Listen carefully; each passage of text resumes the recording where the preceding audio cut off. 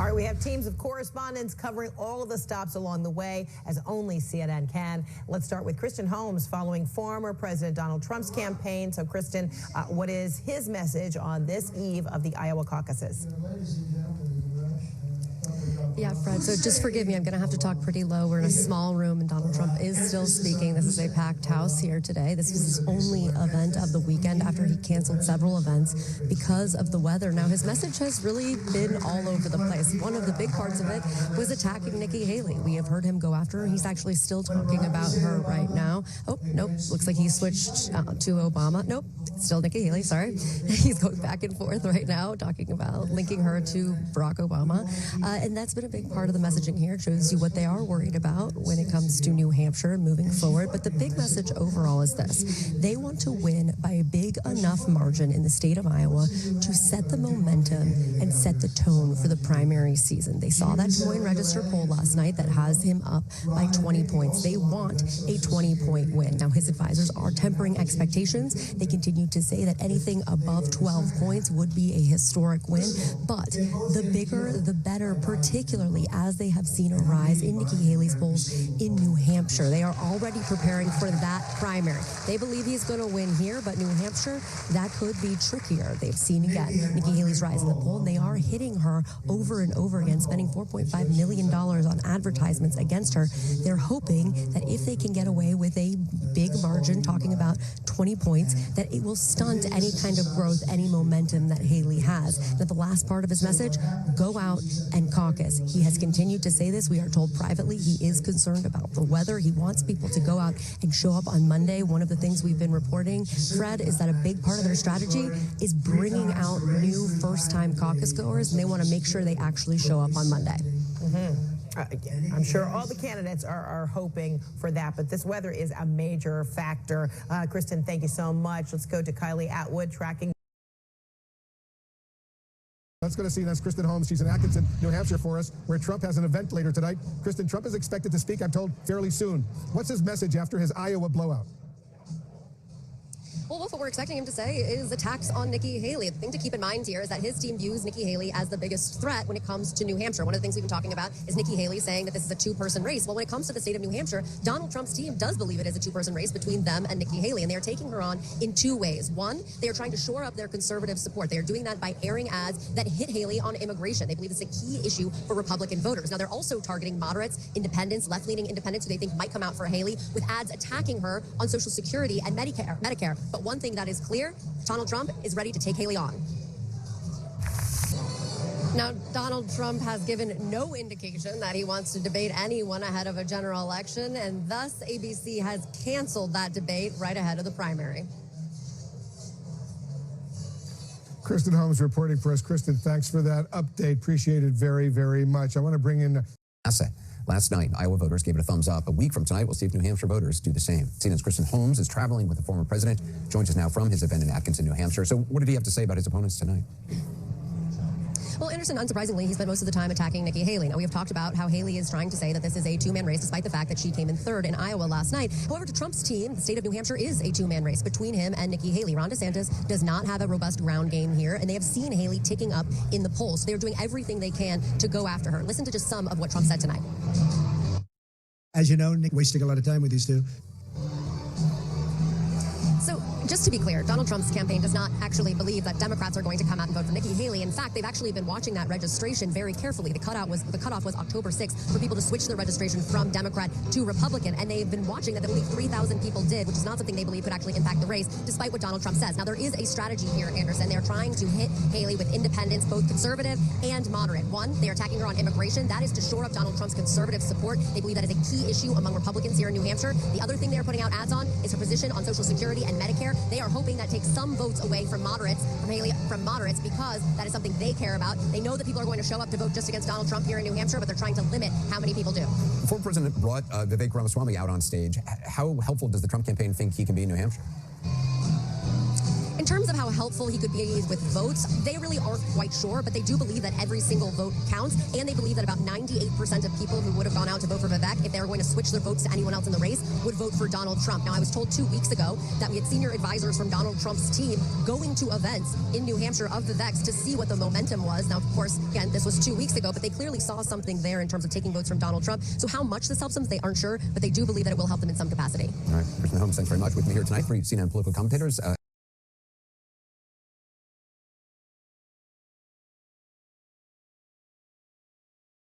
CNN's Elena Treen is with the Trump campaign in Manchester, New Hampshire. Elena, what's Trump saying at his rally now? What are you hearing?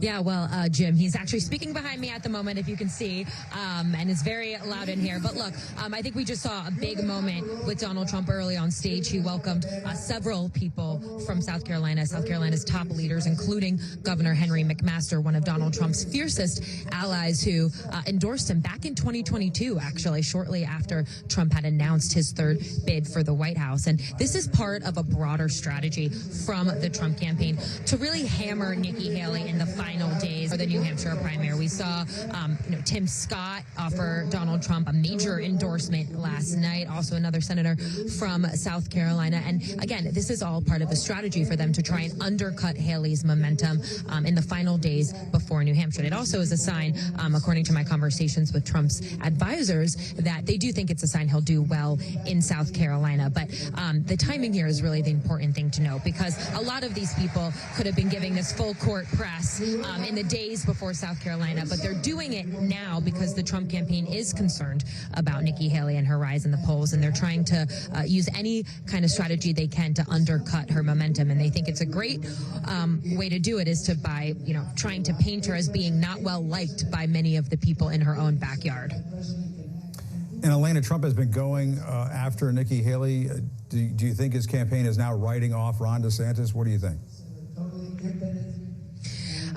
I would say they're writing him off, but they definitely don't see him as big of a threat. They very much view Nikki Haley as kind of taking that number 2 spot behind him. And that's, again, according to my conversations with Trump's advisors. They really do view Nikki Haley as the person to beat, specifically here in New Hampshire. And part of that is because poll after poll. Nikki Haley, I know her well.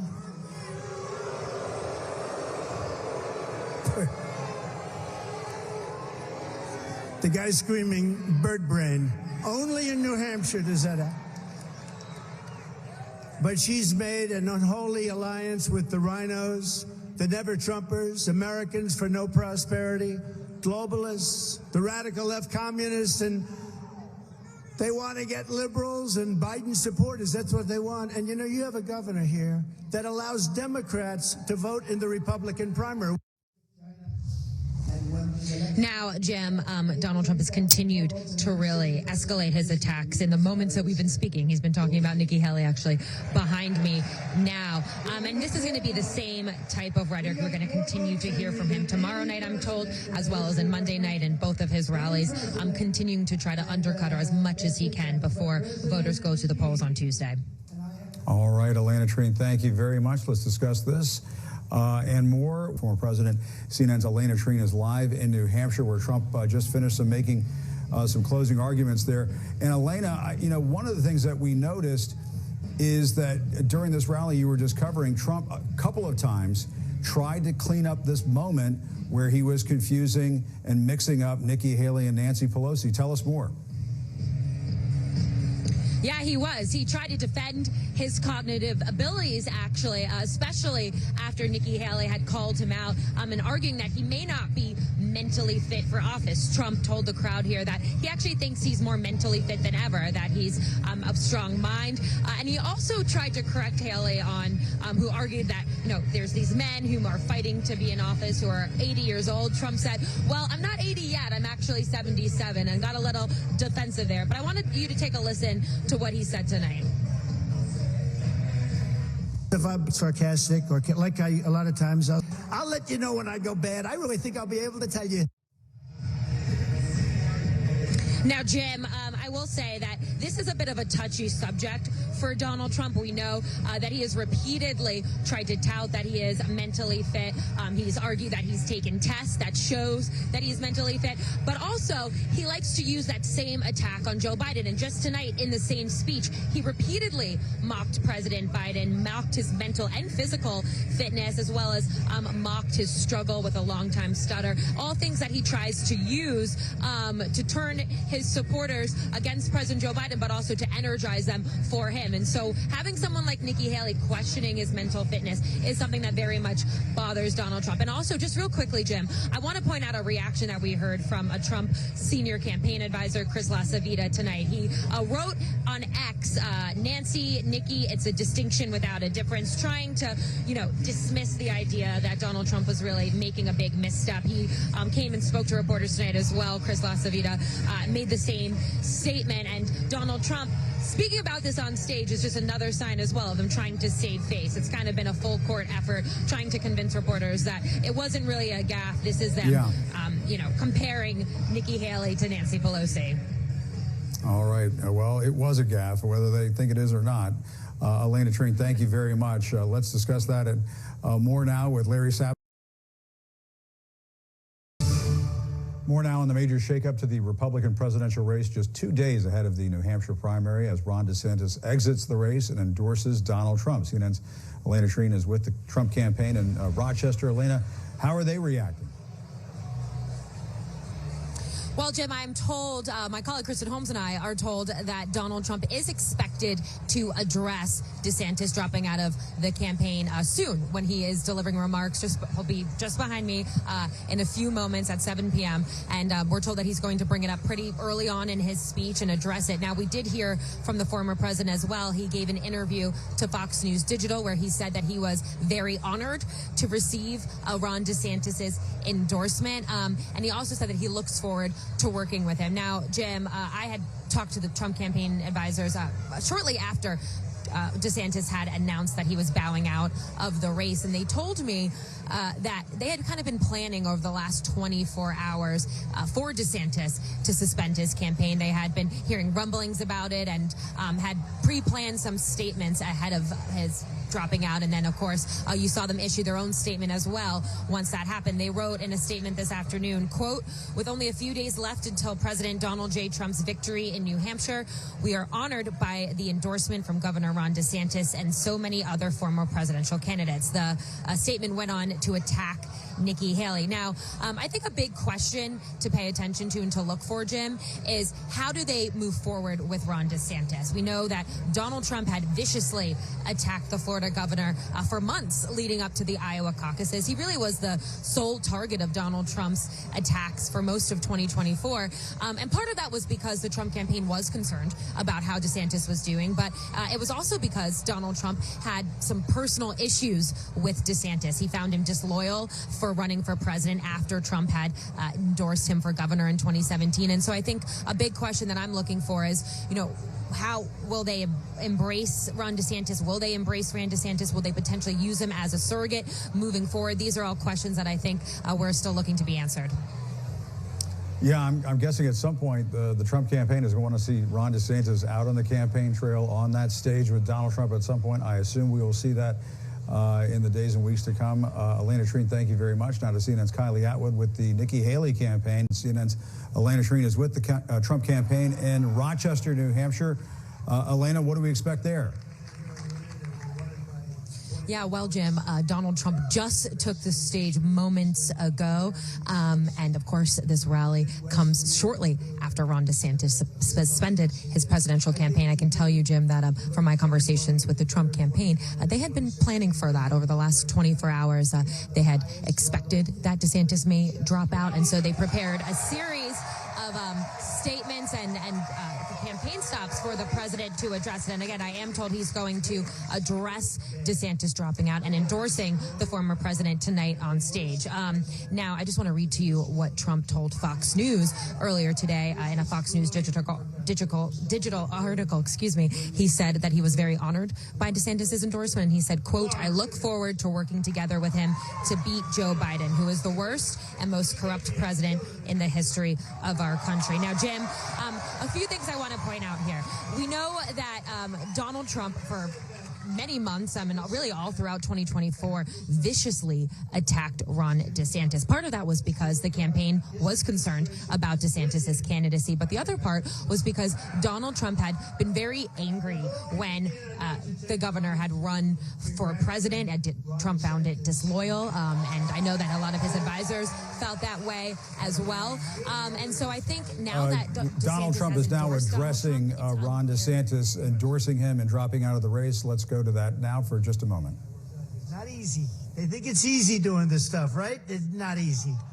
But as you know, he left the campaign trail today at 3 p.m. and in so doing, he was very gracious and he endorsed me. So I appreciate it.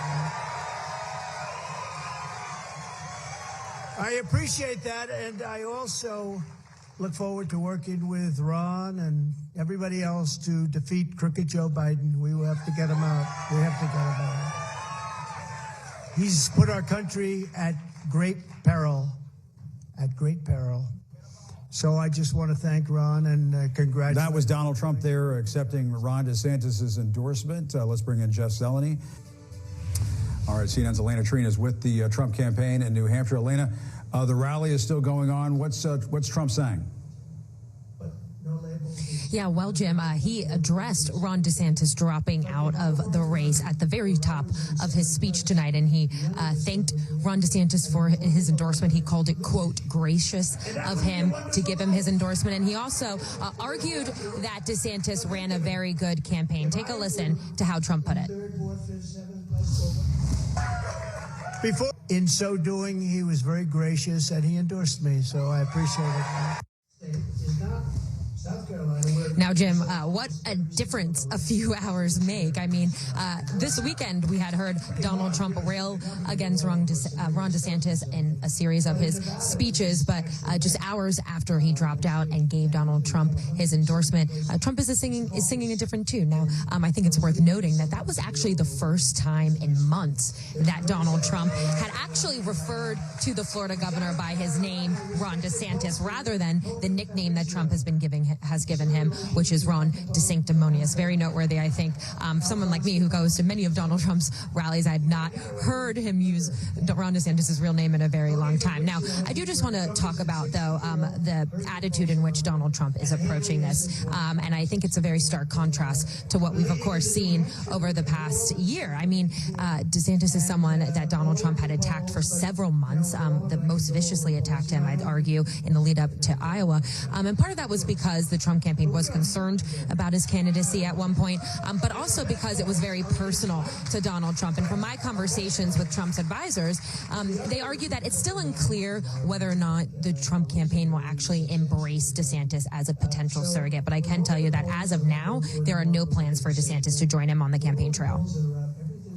All right, very interesting. Elena Trina, thank you very much. Ron DeSantis is throwing his support behind Donald. Just a moment, but first, not long after Ron DeSantis suspended his campaign, Trump spoke to supporters at a rally here in New Hampshire, Rochester, New Hampshire. CNN's Elena Trina was at that event just a short time ago and is in Rochester, New Hampshire still. Elena, what happened at that event?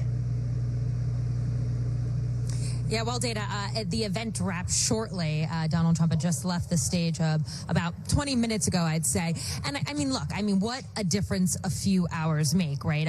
Donald Trump's rhetoric tonight about Ron DeSantis is a complete 180 from the type of language we've come accustomed to over the past year. I've gone to many of Donald Trump's rallies, and he's always used very sharp language to attack Ron DeSantis, and really a major shift ever since DeSantis endorsed Donald Trump tonight. Now, I can tell you that according to my conversations with Donald Trump's campaign, it's still unclear whether or not they're really going to embrace him moving forward. I mean, I do think if you listened to the language he used on stage at this rally, it does seem like Donald Trump is speaking of him more favorably. But the question is, will they potentially use the Florida governor as a surrogate? Will he appear with Donald Trump on the trail? Those are still things that I think the campaign is working out, and they don't really know. But I can tell you that according to those conversations as well, as of now, there are no plans for DeSantis to appear on the trail with Donald Trump. But as you know, Dana, these things can change very quickly. I also just want to point out something that I think is really striking and important to note. Over the past week, we have seen 3 of Donald Trump's former Republican primary rivals endorse him. Vivek Ramaswamy last Monday, the night of the Iowa caucuses, came out and endorsed Donald Trump after he suspended his campaign. Friday, we heard from Senator Tim Scott of South Carolina, in the same state as Nikki Haley's own backyard. He dropped out of the presidential race last year, but endorsed Trump Friday night at a rally in Concord, New Hampshire. And then, of course, today we had that big announcement from Ron DeSantis. So, I mean, that is pretty striking. And we did hear Donald Trump address that on stage tonight. He said, a quote, that they're all coming with us, while referring to his former rivals. And so I think, as we look ahead to Tuesday, you're going to hear Donald Trump talk about this a lot in the ramp up to the New Hampshire primary. And I also think you'll hear Nikki Haley try to defend herself as well in light of this recent endorsement. Elena Treen in Rochester, New Hampshire, thank you so much for that reporting. And here with me now is... really raises the question of whether Trump could have this nomination, the Republican nomination, essentially locked up as soon as tomorrow night, potentially. We start our coverage tonight with Kristen Holmes, who is live at the Trump event in Laconia, New Hampshire. Kristen, what is the latest on the campaign trail now that it is just this one-on-one person race between Donald Trump and Nikki Haley? Well, Caitlin, listening to those clips, it certainly feels reminiscent of 2016. This is the same thing that we saw then with these Republicans who had come out against the former president, only to then back him in full force. Now they have a full show of force here tonight. We talk about how the campaign is feeling. They're feeling a lot better today than they were a week ago. We cannot underestimate the value of Ron DeSantis dropping out of the race and endorsing Donald Trump, not because of votes here in New Hampshire. Ron DeSantis was never really a player. They never really took him seriously. They always viewed this as a 2-person race between Trump and Nikki Haley in this state. But in terms of being able to sell this as Republicans coalescing around Donald Trump, as you noted, for a year, Donald Trump went after Ron DeSantis time and time again.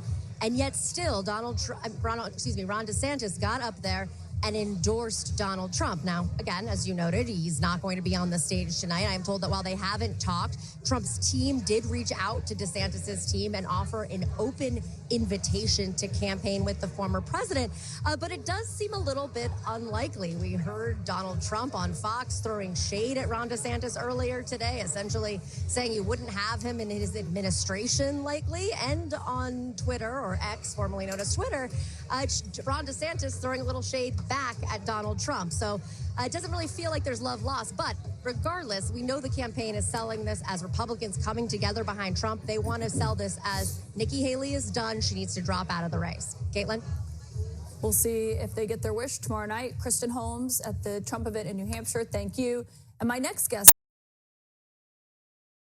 CNN's Elena Treen is with us, and she's on the Trump campaign trail, joining us from Las Vegas. Elena, any indication of what will be said? Right, well, this event actually is just starting to kick off. We'll see the president come out on stage in an hour or so, I am told. But look, this is a state where Donald Trump and his team already feel like they've won. Nikki Haley is not on the ballot for the Nevada caucus. She's on the ballot for the primary, and the caucus is really where the delegates are awarded. So Donald Trump's team feels very confident about their win, at least in the caucus and the early state voting. But Nevada is also a crucial state for the general election. I think that's really what you're going to hear the former president talk about during his speech today. He's going to be focusing on issues like the economy and crime, and also the border. Already this morning, we saw Donald Trump issue 5 separate posts on social media talking about immigration. And I think the timing here is noteworthy. Not only do we expect Joe Biden to talk about the border in his speech in South Carolina later today, But it comes after Donald Trump has been urging lawmakers, both privately and publicly, to reject a bipartisan deal to secure the southern border. And part of that, I'm told, is because Donald Trump wants to keep campaigning on the border ahead of November, and especially in a state here like Nevada, where they have a big migrant population. But the other reason is because Donald Trump and his team see immigration as a big vulnerability for President Biden and also Democrats looking forward to the general election. And he doesn't want Biden to have a victory on that issue. So I think you're going to hear Donald Trump hammer Joe Biden on the border, lean into how, he had what he thinks is a good record from when he was in office on the border, and really spend a lot of time attacking the president, not necessarily Nikki Haley, even though the primary is not yet over, Fred. All right. Elena Treen, we'll check back with you there in Las Vegas. All right, Trump's CNN's Elena Treen joining me now from Conway, South Carolina. Elena, what's happening? Well, as you can see, Fred, Donald Trump is currently speaking behind me. But look, this is really a state, South Carolina, where Donald Trump and his team want to deal the final blow to Nikki Haley's campaign. They are very confident about his standing here in South Carolina, and that's reflected in the polling that we have seen for several months now. He has consistently shown an overwhelming lead over Nikki Haley for several months, and so that is where a lot of this optimism from Trump and his team come from. Now, I do just want to share some of what he has said during his speech.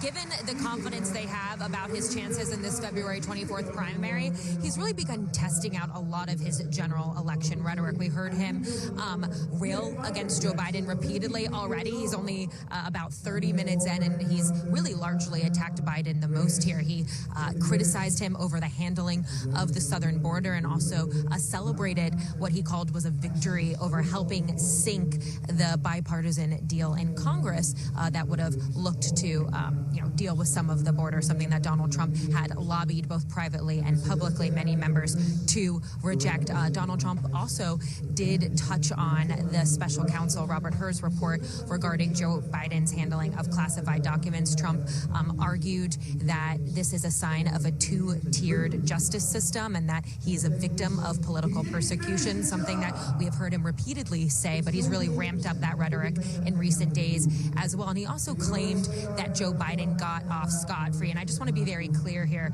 Fred. Robert Hur, the special counsel who wrote this report, very clearly said in his report that there's a big difference between how Joe Biden handled the classified documents in his possession and those that former President Donald Trump had in his possession, and mainly pointing out how Joe Biden did volunteer to give those back. He cooperated with law enforcement about turning those over, whereas Donald Trump, of course, is facing many allegations about trying to obstruct that process. Fred? And then, Elena, in terms of campaigning in South Carolina, are we seeing from Trump a different style, different strategy than when visiting other states? We took the military out first.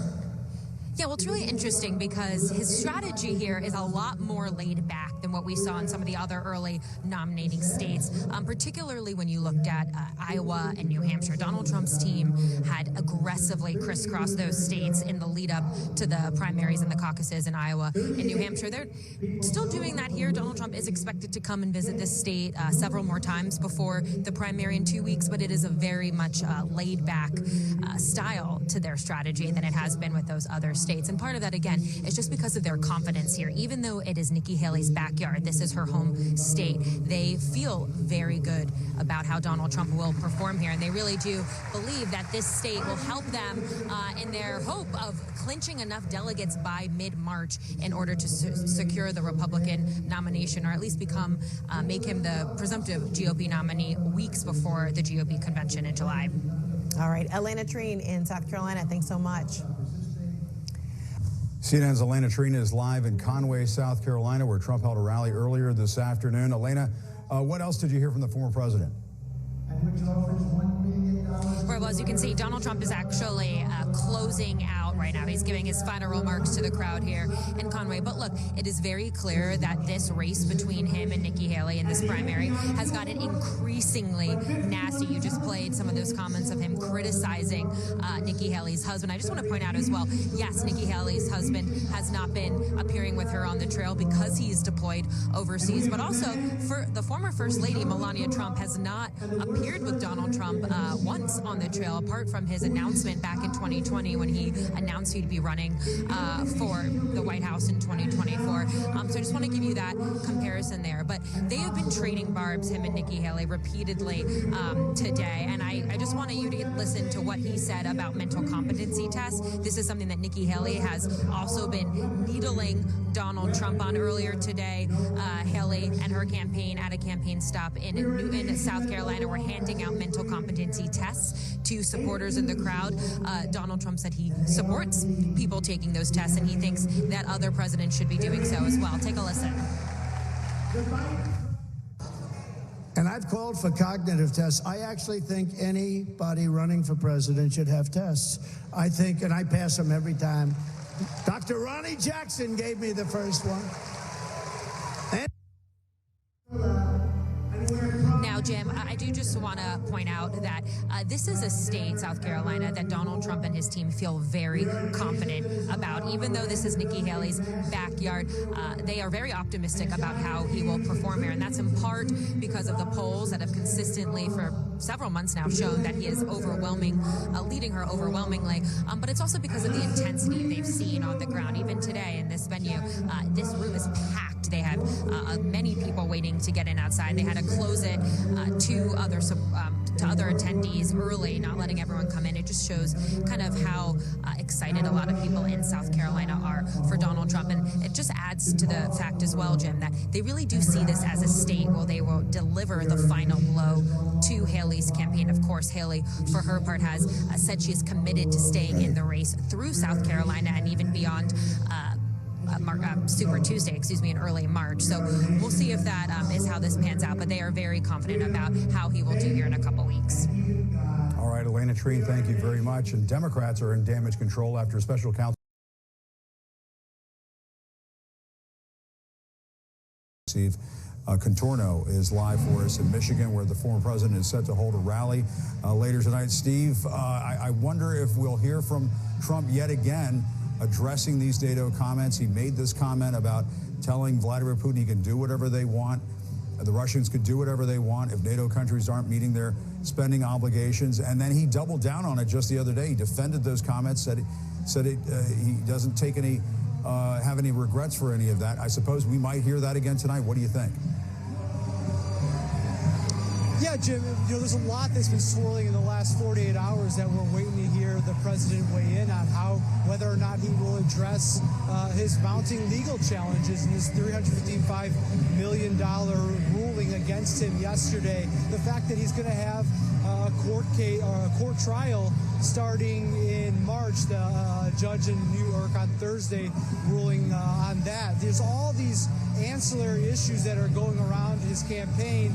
And earlier today, he was actually unveiling a new line of shoes at a Philly sneaker con. So just a taste of how unconventional this campaign is going to be for Donald Trump, not just because he's Donald Trump and he's been such an unconventional candidate, but also because he has these legal issues that are going on as well. So we really are getting a taste of that this week with everything that happened in New York, what's happening in the Georgia courtroom, and then now he's out here on the campaign trail, and we'll have to see how much he addresses all of that later today. Nikki Haley, earlier today, has gone at this issue head on. She is pointing out, how can this guy be running for president when he's going to be spending so much time in a courtroom? But when you talk to people here at this event, they don't see this as a distraction at all. In fact, one woman I spoke to says she thinks all of this is happening for a reason, Jim.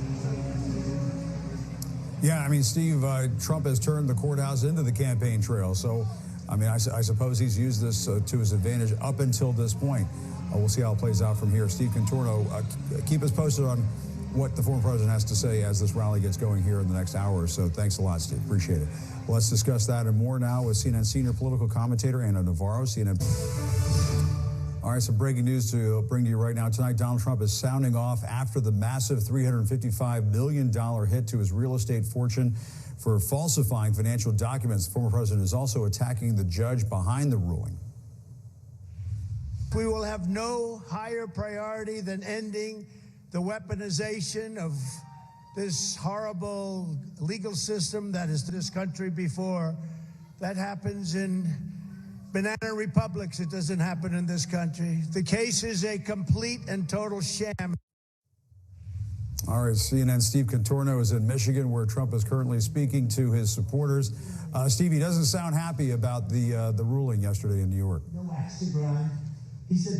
No, he doesn't, Jim. He came out on this stage right after 7 o'clock and then went on about a 15-minute rant about the case and all the cases that he is facing. He attacked the judge. He attacked the attorney general in New York. He went after the prosecutors in Fulton County, really hammering and making the case that this is, quote, weaponization of this legal system. He has called it a sham case with no victims. He said they hate me, and that's why they're going after me. And he repeated that number, 355 million, over and over and over again, eliciting boos from this audience.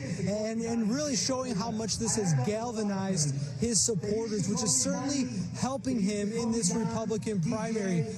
Now, in Michigan, actually will be voting in 10 days in its Republican primary. The question is, though, is whether or not this helps or hurts him in a general election. And he is going to have to balance these court challenges, which are only going to intensify as we get into the spring, as well as the campaign trail. His opponent in the Republican primary, Nikki Haley, has been making the case that that's going to be a distraction. Trump, though, suggesting that it's going to help him in the long run. He said, quote, my poll numbers today are actually higher than they were 3 months ago because of this. So he believes that this is actually exposing a criminal justice system that is unfair. Obviously, those involved in these cases, those who are prosecuting him, say that they're just making an example of the fact that nobody is above the law, even the former president. All right, and Steve, we should note to our viewers, as Donald Trump is attacking this judge who handled down this fine yesterday, I mean, this judge has been the victim of a bomb threat. He has been the subject of threats in recent weeks as he's been handling this Trump case. And of course, obviously the fact check has to be put out there. Our judicial system is a cornerstone of American democracy. It's not a threat to American democracy. Steve Contorno, thank you very much. We appreciate it. CNN has exclusive new reporting about Russia's attempts to develop a nuclear space weapon. Yes, you heard that right. We start our coverage today with CNN's Kylie Atwood covering the Nikki Haley campaign from Moncks Corner, South Carolina, as well as CNN's Kristen Holmes, who's covering the Trump campaign from Rock Hill, South Carolina. Kristen, Mr. Trump is expected to speak tonight at the Black Conservative Federation Honors Gala in Columbia, South Carolina. Today, the Biden campaign put out a blistering statement calling Trump the proud poster boy for modern racism. Is the Trump campaign responding? Jake, they're not, and I don't expect them to, but it really goes to show you that this looks more and more like a general election every day with Democrats, with President Joe Biden and his campaign taking these hits directly at Donald Trump, directly at Donald Trump's campaign. I do want to apologize. It's very loud here, so I hope you guys can hear me. But one thing I want to point out overall is that when I talk to the Trump campaign, when I talk to senior advisors, they do believe it is going to be possible for Donald Trump to pick up African-American voters. They think there are cracks in this Democratic support for Joe Biden, and it is a group that they are going to go after and go after hard. When I spoke to a senior advisor earlier today, he said they want to leave absolutely no votes on the table, and that includes black voters. And Kylie, since the modern primary era began in 1972, no major party nominee has ever lost his or her home state. Marco Rubio dropped out, for example, before he could lose Florida. Could tomorrow be the beginning of the end for Haley? It certainly could be, Jake. I think, Nikki Haley's campaign has tried to get away from that potential narrative by her outright saying earlier this week that she's performed those polls and things could look different. And Kristen, Republicans have been really panicking ever since the Alabama Supreme Court ruled against IVF, in vitro fertilization, saying that embryos are babies, and trying to figure out how to deal with it. People wondering Donald Trump's position on it. It's obviously very popular. Even among so-called pro-life individuals, IVF is popular. Has Mr. Trump said anything about it? Yeah, I can guarantee you the former president was read those statistics of just how popular IVF is before he commented. He posted on Truth Social supporting IVF, saying this: "We want to make it easier for mothers and fathers to have babies, not harder. That includes supporting the availability of fertility treatments of IVF in every state in America." And again, I know we don't have this up there, but afterwards he said, like the overwhelming majority of Americans, including the vast majority of Republicans. So you can see that he had that data in front of him. He had an understanding of where people land on this. Now, this also comes after the NRSC urged its candidates not to support any kind of talk about the government prohibiting IVF in any way. And it comes after the Attorney General in Alabama released a statement saying they were not going to use the Supreme Court ruling to essentially prosecute any of the IVF users or providers. So there is a clear going in this certain direction here that Donald Trump got on board with, condemning this. I will note, we've seen Democrats and Joe Biden in particular trying to link this to the overturning of Roe v. Wade directly, which of course Donald Trump was the architect of with his appointing of 3 Supreme Court justices. That issue is one that Donald Trump has waffled on, trying to take credit while still not talking about abortion. But here he took a clear stand saying he supported IVF. And Kylie, Ms. Haley's out today with a new ad, an effort to win over any last-minute voters. Tell us about it.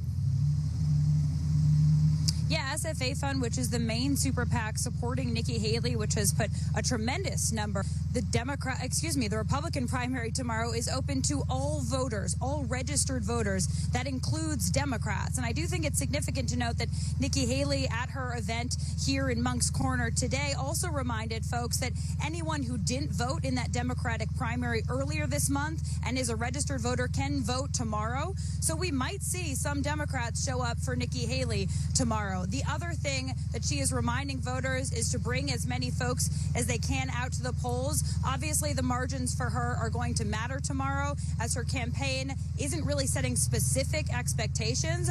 But after New Hampshire, she said that her goal here in South Carolina was to do better than she did New Hampshire, where she came in 11 points behind former President Trump. So she will be relying on potentially Democrats, moderate voters, and a whole host of folks who have moved into the country, moved into the state in the last few years to propel her forward in this primary. Jake. All right, Kristen Holmes covering the Trump campaign, Kylie Atwood covering the Haley campaign. Thanks to both of you. CNN's going to go big covering tomorrow's primary.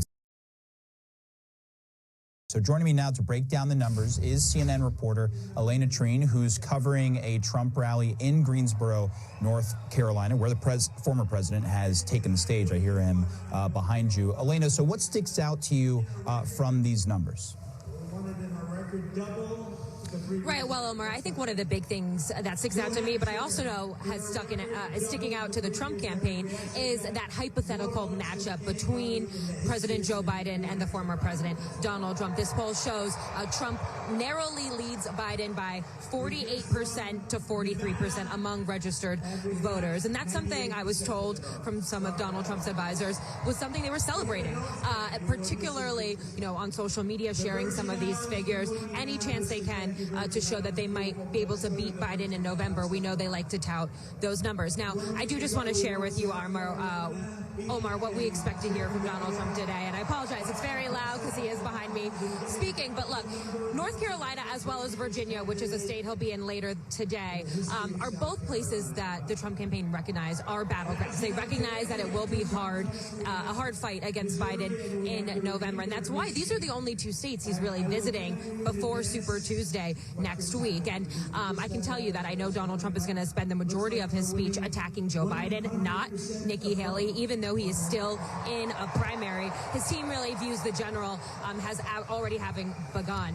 And I also just want to share some of his messaging. I think he's going to really lean into the economy, inflation. Those are issues that the Trump campaign argues they think Virginia voters and North Carolina voters care the most about. And just one other thing, Omar, that I think is really interesting to note is how the Biden campaign views North Carolina. This is a state that Trump narrowly won in 2020, and the Biden campaign thinks that they could potentially win the state's 16 delegates in November, not just to win it overall, but also as more of an insurance policy to fight back against some of the other battleground states like Michigan that they're a little bit more concerned about. So that's how the Trump campaign came in today, how the Biden campaign is viewing his visits here, and we'll hear more from him in the next hour or so about how he's planning to target voters in the state.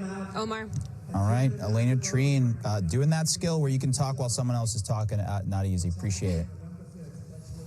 All right, despite those concerning... Joining me now to break down the numbers is CNN reporter Elena Treen, who's actively covering a Trump rally in Greensboro, North Carolina, where the former president took the stage. So let's start with that. Elena, what has the former president been saying? Well, Omar, despite this visit coming just before Super Tuesday next week, his main goal is talking about the general election and also attacking Joe Biden, rather than spending his speech going after Nikki Haley, his lone remaining rival in this race. He's spending the majority of his attacks going after the president. I think that just underscores how they view his visits, both here in North Carolina right now, but he'll also be in Virginia later today. His campaign tells me in my conversations with them that they really view these two states as crucial battlegrounds in a general election, and that's why he chose to come to these states specifically. Now, in part of those attacks on Joe Biden, he's brought up the legal challenges that he is facing and argued that they were created by Joe Biden, something we know there is no evidence of, but he argued that the American people will convict Joe Biden at the ballot box in November. Take a listen. Crooked Joe will not succeed with these plans, and he will not get away with these crimes. He'll be tried at the ballot box this November, and he will be judged and convicted by the American people.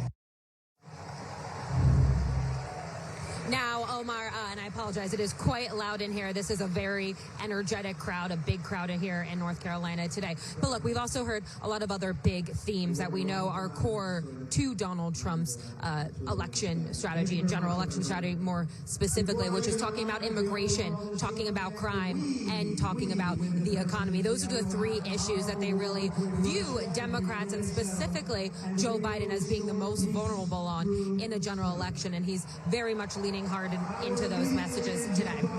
Omar? Elena Treen, as I've said, is a skill to do that reporting with someone talking behind you. Really appreciate it. Despite those concerning numbers for Biden,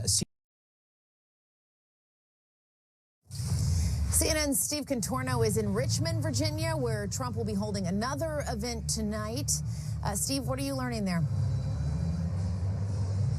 Well, the president is going to be here in a few hours. Actually, he's supposed to speak hopefully in the next 15, 20 minutes here. And he is coming here after this event in North Carolina, where he has given us a preview of how he is going to use these charges to politicize them and the cases that he is facing all throughout the country, turning them into a general election issue.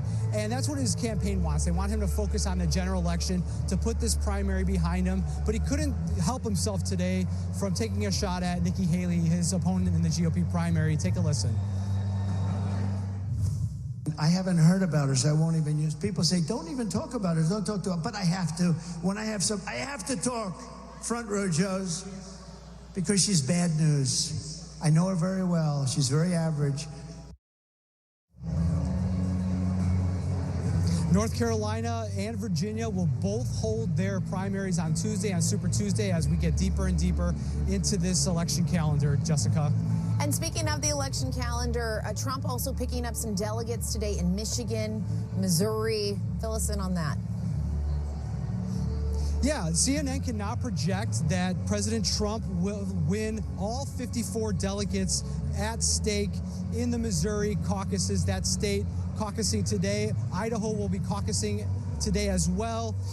Trump was also awarded all the delegates at the Michigan Republican Convention today, all the delegates that were at stake, 39 of them. That is in addition to the 12 he won last month when the state held its convention.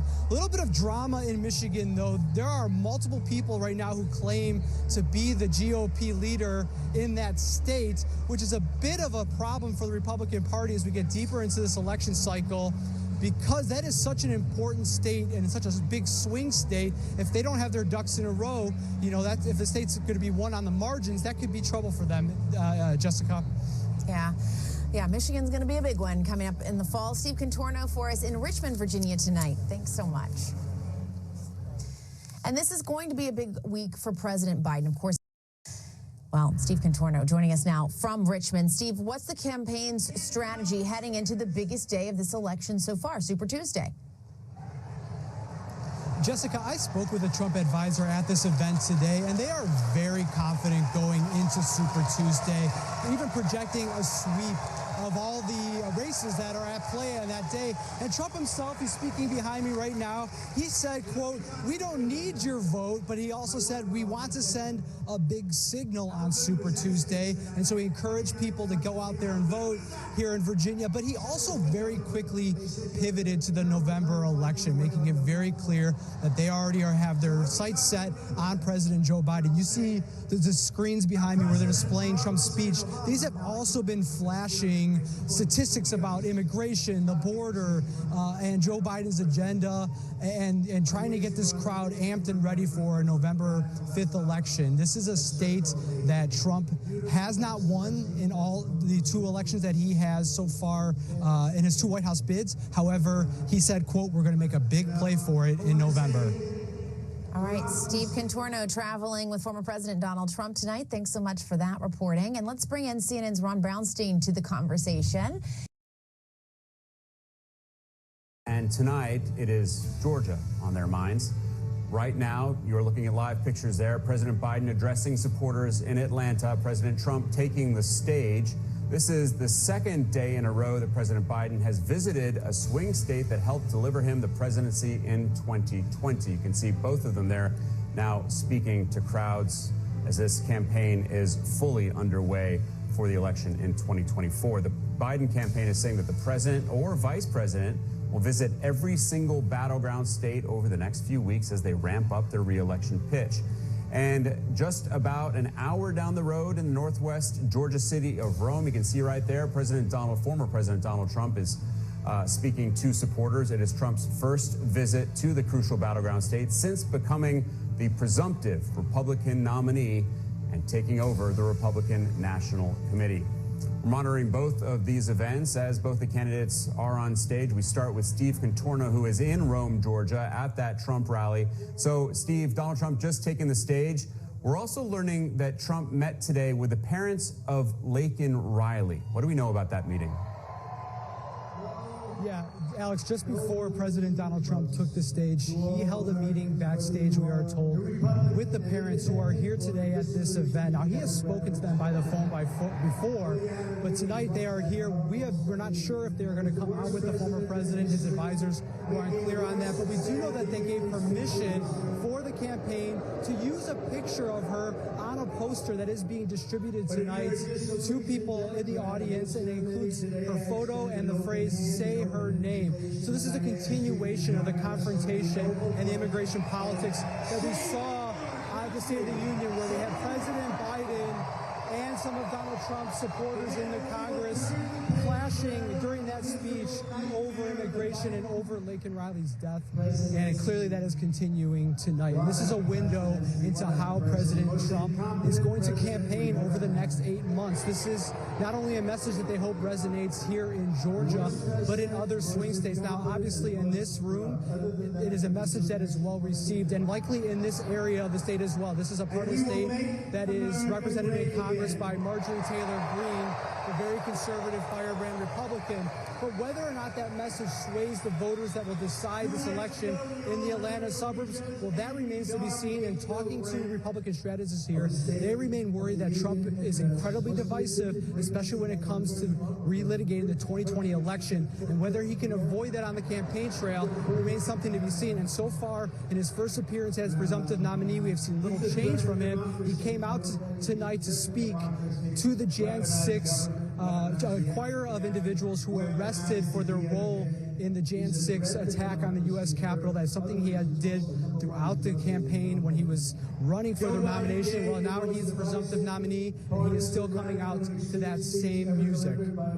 And just moments ago, we saw staff at that rally handing out the portrait of Laken Riley to supporters there. Steve, of course, one of the many legal troubles and cases that the former president is facing is in Georgia. He's been trying to make hay of them, politically addressing Well, quite a bit, Alex. I mean, there are many people here who are wearing the mugshot on their shirts. Obviously, this is something that he has talked about quite a bit, not just in Georgia, but in many of the states. So, yes, he will definitely be talking about Fani Willis here, the district attorney in Fulton County, the prosecutor. And, you know, that is something that obviously gets his base going. But he has had trouble in Georgia in every election since his 2020 loss. The candidates he has supported have lost. The Republicans who have spoken out against the election fraud rhetoric that he uses, they have been victorious. So it'll be interesting to see whether or not his continue to harp on what happened in 2020 hurts him here in Georgia, where a lot of people are actually sick of that message, Alex. All right, Steve Contorno in Rome, Georgia. Thanks very much. Now let's get straight to CNN's Steve Contorno in Rome, Georgia. He's been at the rally that Donald Trump is undertaking in that part of Georgia. So, Steve, Donald Trump reacting to Biden's State of the Union, and he mocked the delivery. What did he say? I got an idea. Yeah, exactly, Alex. Right now, Donald Trump is speaking, and he is giving an extended criticism of the various legal troubles that he is facing, including here in Georgia. But he started his speech with a rebuttal of sorts to the president's State of the Union address. And yes, he did attack the delivery. Take a listen. Ago, we all heard Crooked Joe's angry, dark, hate-filled rant of a State of the Union address. Joe Biden should not be shouting angrily at America. America should be shouting angrily at Joe Biden. What were the greatest movies ever made? We're gone with the wind. Now, he continued to speak about illegal immigration at length in this speech. In fact, he offered a response to the president earlier today, saying that he shouldn't use that term illegal, and instead saying you should use the term undocumented. He said, quote, he was an illegal immigrant, he was an illegal alien, he was an illegal migrant, and he shouldn't have been in our country. And that has been the theme of the speech and his appearance here so far. He has laid in to the president for his handling of the situation at the southern border. He has been passing out to his supporters here posters that feature Laken Riley. She is the 22-year-old who was killed while running in Georgia allegedly by an undocumented individual, and she has become a galvanizing figure in this race so far. So clearly we are seeing a window into President Trump's strategy against Joe Biden. Is going to focus very much on illegal immigration in states like Georgia that he lost in 2020. All right, Steve Contorno at the Trump rally in Rome, Georgia. Thanks very much. Joining me now to discuss, Republican strategist Alice Stewart. CNN's Elena Treen is live in Ohio. Elena, what are you hearing from the former president? And we're going to get it stopped.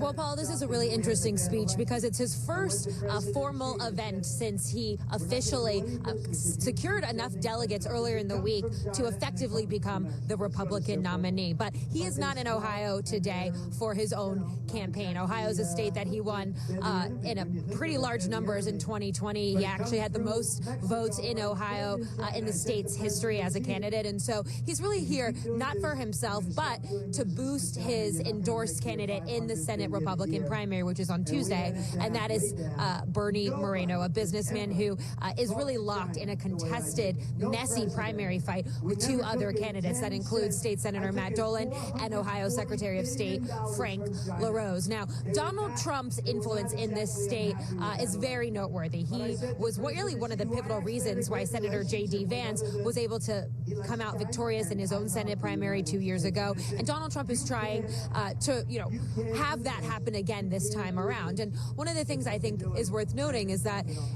this is one of the only Senate primaries where Donald Trump's, one of his backed candidates, could potentially lose their primary race. And that's something I'm told from his advisors and his allies that they very much want to avoid at all costs. Now, as for his messaging, Paula, Donald Trump has focused heavily on the border. This is something that has actually been parroted by many of the candidates in this Senate race. Even though Ohio is more than 1,000 miles away from the U.S.-Mexico border, it's something they really believe people here on the ground in this state care very much about. We also heard Donald Trump repeatedly attack President Joe Biden, as he's really been doing a lot of lately, and as he gears up for his general election messaging. But he's been really going after him mainly on some of the charges that he is facing, claiming that Biden is behind some of the charges. Take a listen to how he put it. You'll never know. He's a man, sure. And remember this. Remember this. Joe Biden is a great threat to our democracy. He's a tremendous threat to our democracy. Somebody said they're indicting this guy into the office of president. On cars. Now, Paula, I also want to point out something that I found very interesting in his remarks, which is that he repeatedly talked about Social Security. There was questions that he kind of opened the door to earlier this week in an interview with CNBC about whether he was open to cutting Social Security. He tried to clean up those remarks today and said that he would not touch Social Security, would not touch entitled print programs, and I think that's rhetoric you're going to continue to hear him try to talk about in the weeks ahead. Paula? Elena Treen, thank you. Joining me now is CNN's senior political commentator and Republican strategist, Ana Navarro. Thank you so much. Let's get straight to CNN's Elena Treen in Ohio. Elena, what did you hear? Well, Paul, I think it's really interesting because this was his first formal event since he secured enough delegates earlier in the week to effectively make him the presumptive nominee for the Republican nomination.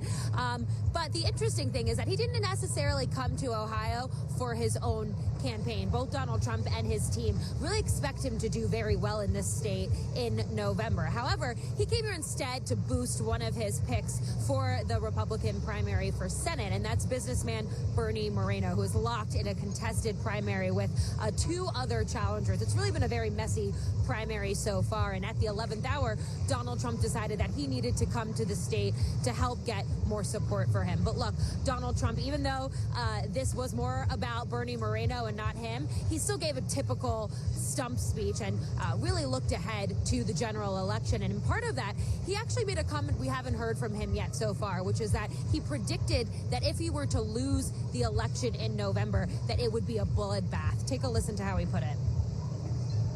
A 100% tariff on every single car that comes across the line, and you're not going to be able to sell those cars if I get elected. Now, if I don't get elected, it's going to be a bloodbath for the whole. That's going to be the least of it. It's going to be a bloodbath for the country. That'll be the least of it.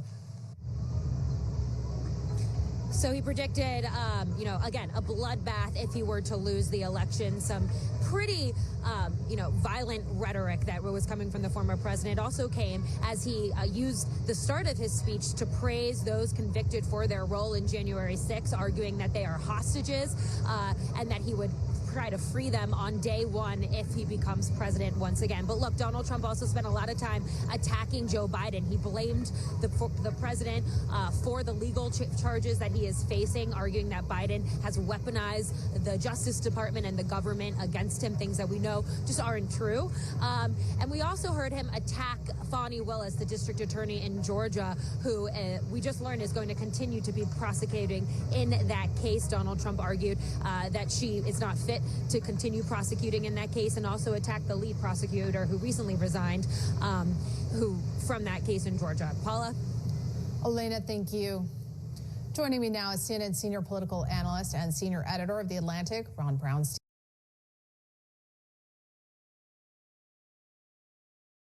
All right, Paula Reed, thanks so much. From Trump, the defendant, to Trump, the candidate, the former president returned to the campaign trail this afternoon. He's getting ready to hold a rally in the key battleground state of Wisconsin. That's where we find CNN's Kristen Holmes, specifically in Green Bay, where Trump's event is scheduled to start in less than an hour. Kristen, Trump trying hard to win back some voters. He won there in 2016, but lost in 2020. What sorts of opportunities is he looking for?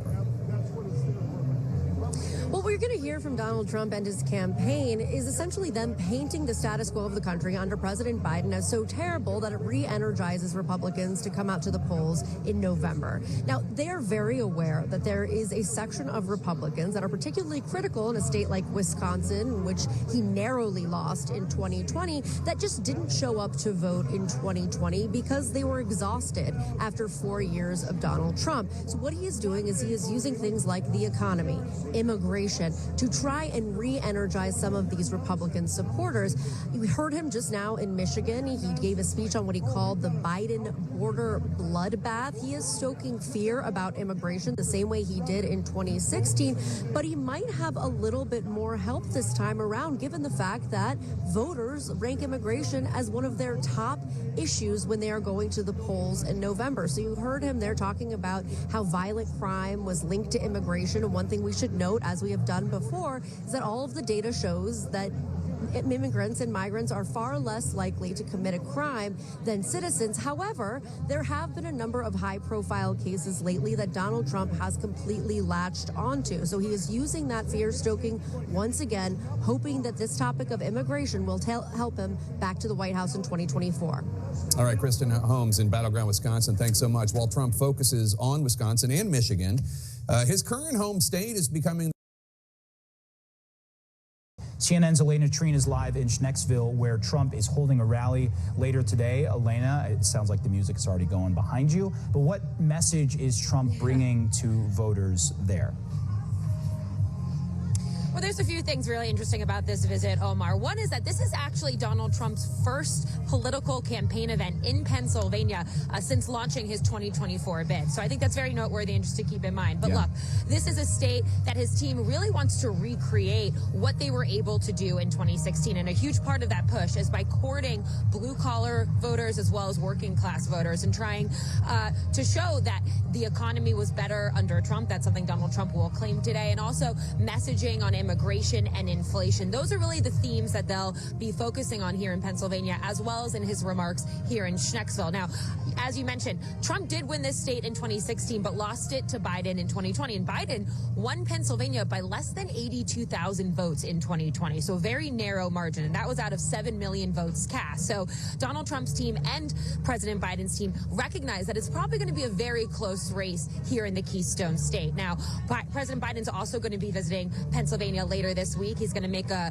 campaign swing through the state and mainly focus on the economy as well, we're told, really trying to compare his record with that of Donald Trump. And that's really a luxury, though, that Donald Trump doesn't have. As you mentioned at the top of this, Donald Trump will be required to be in court once his trial kicks off on Monday. And that's really Mondays and Tuesdays and Thursdays and Fridays that he's going to be stuck in New York in a courtroom having to sit in on his trial while Joe Biden is out there campaigning. Now, his campaign, Trump's campaign, I should say, tells me that they are planning to hold political events on Wednesdays as well as Saturdays. But this is a really crucial period for his general election bid, and something that I know his team is really trying to juggle right now, how they're going to continue to make inroads with voters as well as donors. And we are getting a preview of that here today. As soon as Donald Trump leaves his rally in Pennsylvania, he'll fly directly to New York City tonight, stay at his Trump Tower residence, and then tomorrow he'll be prepped by his attorneys ahead of trial beginning on Monday. And so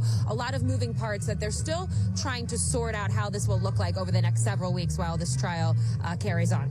And again, we had seen him balancing showing up for hearings and then back on the campaign trail. Of course, we were wondering what that dynamic was going to look like, and we will see that officially kick off come this week. Elena Treen, thank you so much, as always. Still to come, loaded barges. Money. That's 1-800-859-2400. Talk about a change of pace. No court today, so former President Trump is taking advantage of the break in his criminal trial. He's heading to campaign in two key swing states, Michigan and Wisconsin. And Wisconsin is where we find CNN's Elena Treen, who is live in Waukesha. So, Elena, it has been weeks since he's campaigned because he's been in the courtroom most days. How is he balancing having to be in court with also having to campaign for president? You know, it's really interesting, Alex and Brianna, because when I've spoken to many people close to the former president, they actually tell me they're surprised they haven't seen Donald Trump on the campaign trail as much as they had anticipated. And I remember talking to a lot of Donald Trump's advisors in the lead up to the trial, and they had said on those days that we're not in court, of course, it's only 3 days a week, Wednesdays, Saturdays, and Sundays, that he is not required to be in the courtroom. They said that he was going to be aggressively hitting the ground in some of these key states. But as you mentioned, this is the first time we're really seeing him do that since the trial started. And that's not entirely his fault.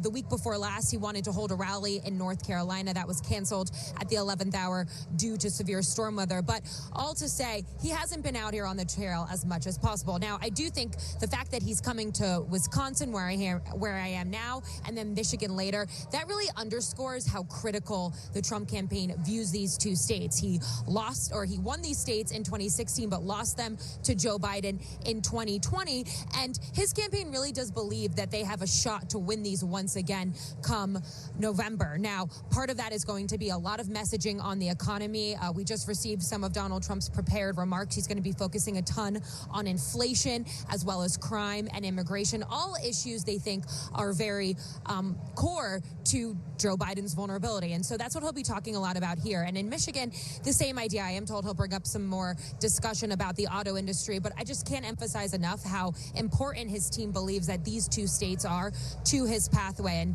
really, he was here just a month ago as well. So again, the fact that he's coming here just weeks later shows how much he needs to win these states when they look ahead to the 2024 general election. Yeah, it certainly does. Elena, thank you for that report. Violence erupted. CNN's Elena Treen is live at that campaign stop. So, Elena, has the former president talked at all about his criminal trial that's going on? He is not, and apologies if I'm speaking a little more quietly. He's still talking behind me, Alex and Brianna. But no, we are, more than 40 minutes into this speech, and not once has he brought his criminal trial up, which is interesting because in the past rallies right before the trial, he railed against this repeatedly. We've seen him criticize this, of course, every time he's gone to the cameras on the sidelines of being in court, but he has not talked about it once today. Now, the other thing that's significant about that I just want to mention is that Donald Trump, this is really his first political campaign rally since his trial kicked off more than 2 weeks ago. And even though Donald Trump and his team had insisted that he planned to aggressively hit the trail while still in trial, we haven't seen that yet. And now part of that isn't entirely his fault. One of his rallies was postponed due to weather. But for the most part, he's been slow to come and campaign on the sidelines of this trial. And so that's pretty significant. And I think part of that is also where we are today. I'm in Waukesha right now, Wisconsin. Later, he will be in Michigan. These are two very critical battleground states for his campaign. His advisors have told me that they consider them as must win in November. Now, a big part of his focus and his messaging today has been about inflation and the economy. And these are two of the issues they think are very effective here in Wisconsin, as well as in Michigan, where really they're trying to court those blue-collar working class voters that helped him get victory in these states in 2016, even though he lost them to Joe Biden in 2020. Take a listen to some of what he told the crowd here. The Biden inflation disaster is a direct result of Crooked Joe's trillions in wild spending, and that's what we've become, the party of the worker. We become the party of the middle income. It's done a whole flip.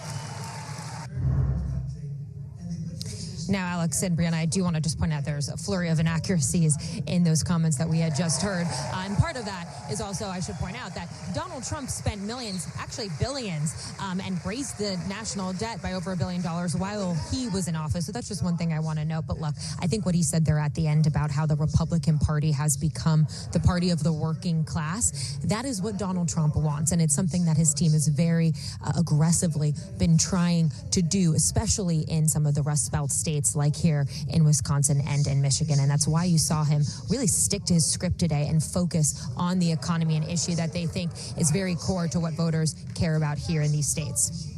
Back to you. Yeah, these two stops underscoring the importance of those two states, not just to that campaign, but to the Democratic ticket as well. Elena Treen in Waukesha, Wisconsin, thanks very much. CNN's Kristen Holmes is joining us from Michigan right now, where former President Trump has an event later this hour. CNN's MJ Lee is in Florida covering an appearance by Vice President Kamala Harris there. Kristen, first of all, tell us more about what Trump is saying.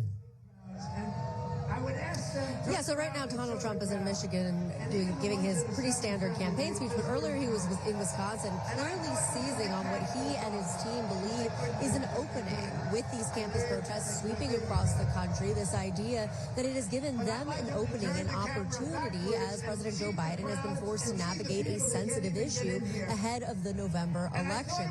He essentially doubled down. He said that that President Biden was not visible enough, and he praised law enforcement for their crackdowns. Take a listen.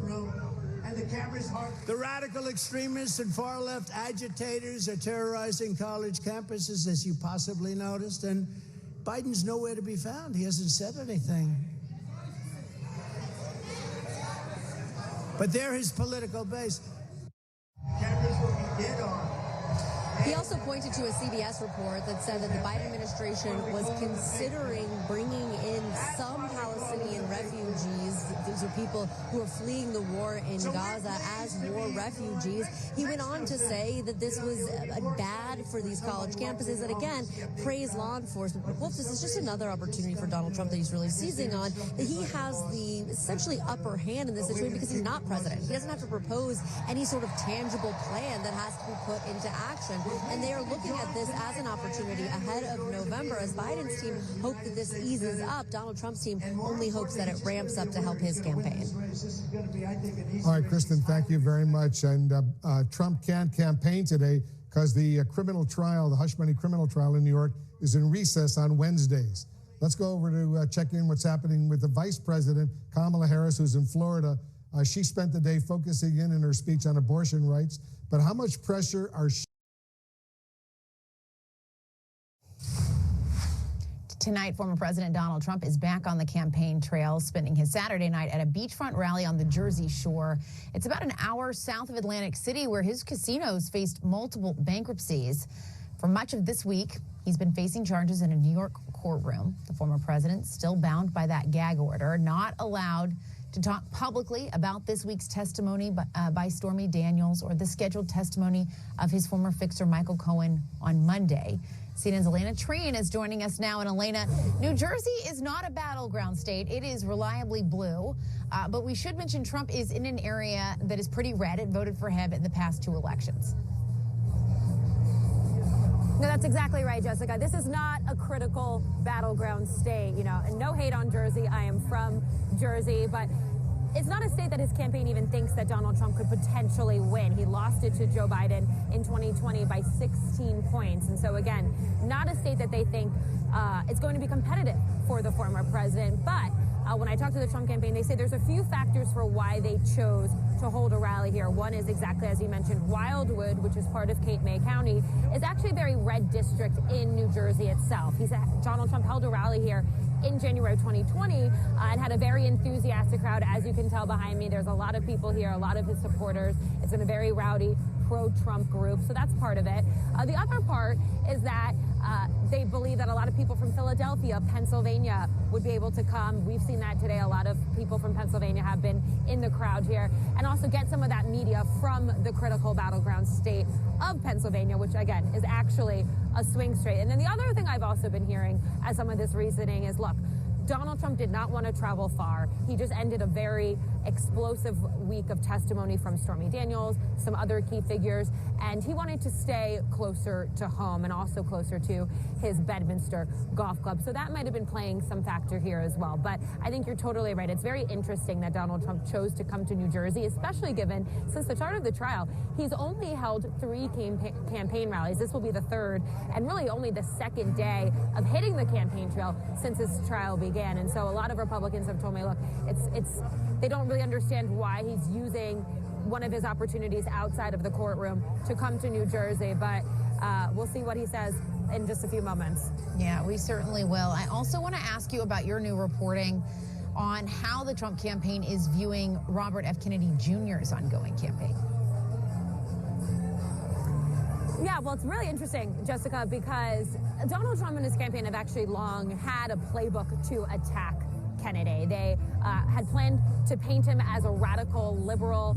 One Trump advisor told me that he's a liberal in conservative clothing. That is something that they formed back in the fall when Kennedy first announced that he was going to be running as an independent. However, Donald Trump didn't normally follow that script. We've heard him in the past several months say that he thinks Kennedy is a nice guy, that he's not sure if Kennedy hurts Joe Biden's campaign or Trump's campaign more. But in recent weeks, we've really seen Donald Trump and his team at large ramp up and escalate their attacks on Kennedy. And what I'm told from Trump's advisors is that, look, we're still not totally sure whether Kennedy could be a huge threat to our campaign. Instead, they call him a political problem. But they argue if we can nip that in the bud, if we can weigh down his support as much as possible, particularly with any potential conservative Trump votes that he could be pulling from, why not get ahead of that and start attacking him now? So I think it's clear through all of that that they do actually see him as a real problem and as someone who could diminish his support. And that's especially an issue and something that'll be such a close election as we are expecting it to be in November. Jess? It's great reporting, Elena. Thank you so much. Coming to us from Wildwood, New Jersey, in a coat, no less, at the beach. So stay warm on this late spring day. Elena Trina, New Jersey, thanks so much. And still ahead, the most intense solar storm. So why is Trump choosing New Jersey for his campaign rally? It's not exactly Trump country, but where he's actually speaking is CNN's Elena Trina joining us now live with more. Elena, New Jersey, a blue state pretty reliably, but he has found that pocket that's very supportive of him.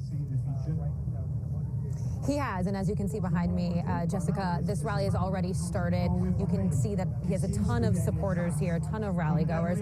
And Wildwood, New Jersey, part of the Jersey Shore, is also in Cape May District, which is a very red district. It actually went for Donald Trump in the last two elections, despite him losing the overall state of New Jersey to Biden in 2020 by roughly 16 points. Now, I also just want to address something that you brought up in your intro there, which is that Donald Trump is still under a gag order. I think it's going to be very difficult for the former president to avoid being able to attack people like Stormy Daniels and Michael Cohen at this point during the trial. We are just off the heels of a very explosive testimony from Stormy Daniels this past week, and he knows that Michael Cohen, his former fixer, is testifying on Monday. And something I consistently hear behind the scenes from Donald Trump's advisors is that they think it's unfair that the witnesses are able to tell their side of the story and that Donald Trump can. And it's something Donald Trump is clearly very angry about behind the scenes. So keep that in mind for when Donald Trump takes the stage in just a few moments. The other thing I want to point out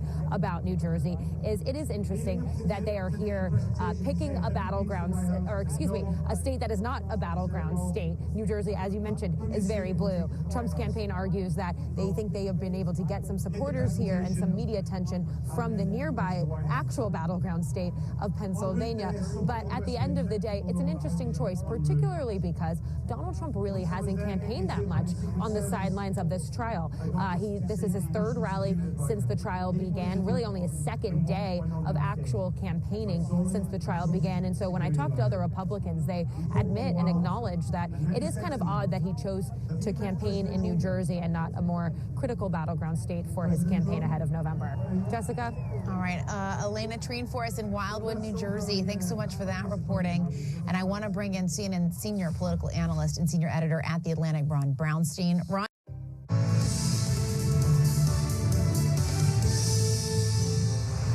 You're in the CNN newsroom. Hi, everyone. I'm Jessica Dean in New York. And after spending most of the week in a New York City courtroom, former President Donald Trump is down the shore in New Jersey this weekend. He's speaking to supporters now just south of Atlantic City, where his name was atop casinos and hotels years ago until they went bankrupt. Trump has been bristling against the gag order in the hush money trial. The judge saying Trump may not publicly talk about Stormy Daniels' testimony this week or his former fixer and lawyer, Michael Cohen, who's due to take the stand for the prosecution on Monday. CNN's Elena Trina is there in New Jersey. She's joining us now. Elena, what's the president telling his supporters? Destroying our country. Well, it's really interesting, Jessica, because we actually did hear Trump just moments ago really hammer President Joe Biden over what he is arguing is being behind the criminal indictments he is facing. Now, he talked about the criminal indictments more generally. He did not specifically discuss his New York hush money case, which, of course, he was just returning from this week from being out of the courtroom. So I found that very interesting. I think a big question that still remains is Donald Trump is probably only halfway through his remarks right now. We know that he's still currently under a gag order, despite his attorneys earlier in the week trying to see if they could alter that gag order to allow him to talk about witnesses more generally. But they said that he could not do that. So it's still unclear whether or not he's going to go back to discuss this case in more detail. I can tell you, Jessica, from my conversations with Trump's team behind the scenes, his lawyers have really urged him not to do that, not to delve too much into that. But again, we'll see if that changes for the rest of his speech. I also just want to bring up a couple other things that I found really interesting that he talked about. One is that he claimed that he's going to win New Jersey. Now, Trump has made these kind of comments in the past, but this is the most public way he's done that yet. And look, I talked to many of his advisors about this yesterday, about why are you coming to New Jersey, which is not really considered a critical battleground state. They actually argue, look, we know we're not probably going to win this state, but Wildwood, which is where we are on the Jersey Shore, is a very pro-Trump area. There's a lot of people here, as you can see behind me, who are very enthusiastic in the crowd. They thought that this could be good for Trump after a very explosive and really embarrassing week for him in court. But they also argue that they could get some people from Pennsylvania and the Philly suburbs to come here as well. Not necessarily the expectation that they could win it, as Donald Trump is claiming, Jessica. All right, Elena Treen for us in Wildwood, New Jersey. Thanks so much for that reporting. And let's bring in our political panel now. Joining me, CNN. CNN's Kristen Holmes is in the Bronx for us. Kristen, what is the strategy for the Trump campaign in choosing what is a Democratic stronghold? Well, of course, two things can be true at once. One, we know that Donald Trump and his campaign believe that they see an opening with minority voters, particularly Black and Hispanic men, and the polling supports that. We've seen time and time again a shift towards Republicans and towards Donald Trump, something Democrats have been increasingly concerned about. Now, why they have chosen one of the most blue counties in all of New York? Well, the other part of this that is true is that Donald Trump was supposed to still be in court as of the planning for this rally. They were looking for different kinds of events around the state to keep him occupied on the campaign trail while he was set to be in court Monday, Tuesday, Thursdays, and Fridays. Now, of course, now we know that court has wrapped on Tuesday, but he did come back to do this rally. And I will tell you, the reaction that we have seen from voters here, from residents here, has been completely mixed. There was a large line of people who said they were excited. I talked to one voter who said that they voted for Biden last time around, but they didn't feel like they had anything to lose. They could vote for Donald Trump this time. We also talked to somebody who said that Donald Trump didn't belong in the Bronx and he should get the F out. So it's been a complete mixed reaction, but there is still a long line of people here who want to hear what Donald Trump has to say. Kristen Holmes, live for us from the Bronx. Thank you so much. It's going to be an interesting one. We have CNN political director David Challing with us to discuss this. And Wolf, I talked to a number of residents here in the Bronx, some attending this rally, others not, others incredulous that Donald Trump would even show up in the Bronx. But I did speak to a number of people who said that they had voted for Biden in 2020, but that they were looking for other options and they were interested in what Donald Trump had to say. Obviously, Donald Trump is a household name, particularly in New York, being born and raised in New York. A lot of excitement for him here at this location today. Kristen Holmes reporting from that Trump rally in the Bronx. We'll get back to you. Thank you very much, Kristen. I want to bring in CNN anchor Caitlin Collins right now to discuss her sometimes. Let's go to CNN's Steve Contorno, who has more insight into the Trump campaign. So, Steve, what do you think we can actually expect from his speech tonight? Jessica, the Trump campaign is acknowledging this is not exactly a hometown crowd for them. In fact, Jason Miller, spokesman for the campaign, told our Kate Sullivan, quote, absolutely, there will be people who want him to be there and people who don't want him to be there, but we're on offense and competing for non-traditional votes in order to unite the country. Now, Vivek Ramaswamy, the former presidential candidate turned Trump supporter, he was here last night talking to this crowd. Listen to the reception he got when he was trying to convince them maybe Trump is a good option for them. I have gotten to know Donald Trump over the course of the last several years and the last several months. And you're going to hear from him tomorrow night. And the question is, do you want to influence the next administration or don't you? That is the question for this room to ask. And my thesis for you, you believe it? You all get to speak your mind. I respect that. Those were definitely boos you heard, Jessica, and we'll see what happens when Trump takes the stage here in 3 hours. We have talked to several Libertarian convention attendees who said they do intend to disrupt the former president as he speaks. But look, this is about outreach and going for every last vote. The Trump campaign believes this is going to be an intensely close election. These third-party candidates may be a factor in some of these swing states, and it's a competition with RFK Jr. over the Libertarian vote, and Trump intends to try to win it. All right, Steve Contorno for us live from Washington, D.C. Thanks so much. A timely commencement address for President Biden. Brianna? For the first time since his conviction in his hush money trial about falsifying documents, former President Trump is stepping back on the campaign trail, and he's expected to attend a town hall in Phoenix tonight as part of a swing out west. To discuss this further, we have CNN's Kristen Holmes, who is there in Phoenix, and we have CNN's Jeff Zeleny here in studio. Okay, Kristen, to you first there. Give us a preview of what's going to happen here in a few hours. Is Trump expected to play up this conviction? He is, we should note, still under a gag order. Yeah, Brianna, we are told that he is not going to do that he's going to deliver brief remarks, campaign style, very political based, talking about immigration. But I will give you the caveat that he has been talking about retribution and the case almost nonstop since that verdict came down. So whether or not he stays on script will remain to be seen. But after he delivers those brief political remarks, then he's going to get questions from the audience. This is a town hall with Turning Points Action. That is a conservative group led by Charlie Kirk, who is a close ally of both Trump and his son, Don Jr. So we're not expecting any questions here to be the kind that trip Trump up. Everyone here that we have spoken to and seen is conservative and a Trump supporter. So this is a very friendly environment for him to be in. Now, I do want to note a couple of things. One is that J.D. Vance, who we have reported is on the short list to become Donald Trump's vice president. He is being currently vetted, is traveling with him today. Doug Burgum, another potential VP candidate, is going to meet him for this West Coast swing, because after this event in Arizona,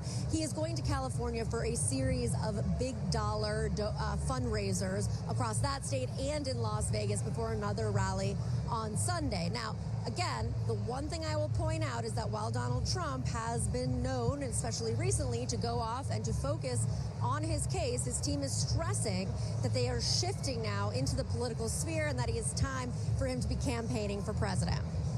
And why Phoenix, Kristen? Phoenix is, look, we're in a battleground state. He actually hasn't been to Arizona at all this year. He had 2, perhaps 3. One of them they said was never scheduled, but we had it on our schedule. Events to Arizona that were later canceled. And this is a state that he desperately needs. There's also another reason for it. Turning Point is based in Phoenix, Arizona. Turning Point is a big part of Donald Trump's ground game campaign. They are an outside group because of the recent ruling, the FEC lifting up the communications, allowing the campaign to coordinate with outside groups. Turning Point is expected to spend over $100 million in an attempt to get Donald Trump elected, brought back to the White House, and a lot of that focus is going to be here in Arizona. Certainly is. Kristen, thank you so much, live for us from Arizona. And Jeff, how does the Trump campaign think? Now, former President Trump is just minutes from taking the stage in Phoenix. This is his first return to the campaign trail since that conviction. CNN's Kristen Holmes is traveling with the Trump campaign and is in Phoenix, thank God, indoors instead of in the 110-degree heat. Kristen, what is the Trump campaign saying is going to be the main theme of this event? Yeah, Jake, before I get to the theme, you talk about that heat. We have just learned that 11 people were transferred because of heat exhaustion from outside of this rally. There were thousands of people outside trying to get in, but it is, again, 112 degrees here in Phoenix, and they're clearly impacting some of the crowd. Now, when it comes to today's event, basically what we are expecting to see is a few minutes of a campaign speech, and then this turns into a town hall. Now, don't expect this to be any kind of voters who are on the fence tripping Donald Trump up. This is a very favorable crowd. It is Turning Point, a group that is associated with Donald Trump and affiliated with Don Jr. as well. Now, the themes of those short remarks are expected to focus on immigration. He's going to bash Biden's executive order, talk about what he did when he was in the office and how he's better to fix the immigration crisis if elected back into office. Now, I will note, Donald Trump, one of his main issues other than the economy is expected to be immigration heading into November. It's a slight blow when Biden issued that executive order. They want to continue to attack that order because they want to still be the fighting voice on immigration, something that we know from our polls a lot of voters believe Donald Trump is stronger at. Now, whether or not he can actually stay on message remains to be seen. He's done a series of interviews over several days in which he was expected to talk about campaign promises, what he was going to do, and instead he just attacked Joe Biden and the justice system. All right, Kristen Holmes in Phoenix, thanks so much. Appreciate it. Joining us now to discuss Governor of Virginia, Glenn Youngkin. Governor Youngkin, let's start with... Tonight, Donald Trump is making his return to the campaign trail a full week after his criminal conviction in the New York hush money case. And he's been boasting about the funds he's raised off of the trial. CNN's Kristen Holmes is covering Trump's event in the key battleground state of Arizona right now. Kristen, tell us, first of all, more about Trump's message. Yeah, well, you can hear people booing right now. I'm not sure what Donald Trump is talking about, but he spoke for about an hour, which was supposed to be 15 minutes, as an intro, and now he's taking questions from voters in Arizona. Most of what he talked about focused on immigration, a problem that here in Arizona, the residents face very often because of the fact that they are on the border. So he's really hammering that messaging home. Now, the other thing he talked about, of course, was that trial in New York, saying it was a rigged system, and talking about how much money they raised, actually giving a new figure that we hadn't heard before. Take a listen to what he said. Right after the announcement of this, more campaign funds were given to this campaign than any campaign they think in history. Almost $400 million. 400. No, it's never been, nobody's ever seen. Okay, so first of all, the campaign told us that they raised $141 million in the month of May, and that wasn't just after the verdict, but that didn't include that soft money that went to the super PACs. There are 3 super PACs, so we're trying to get clarification from the campaign as to what that $400 million number is, but one thing is clear, that Donald Trump has been able to fundraise off of that case. They have been able to get bigger checks, and they have been able to get small dollar donors giving to them online. One of the things that happened here was Charlie Kirk early on took the stage and asked how many people in the audience donated after the verdict, and we heard a number of cheers, claps, people saying that they would continue to donate to Donald Trump. Just remember, when we talk about all of his messaging, one of the reasons that they keep talking about this trial, keep painting as political persecution, is the fact that they believe that it's going to continue to help them with fundraising. They hope that they will help them politically, but that really remains to be seen.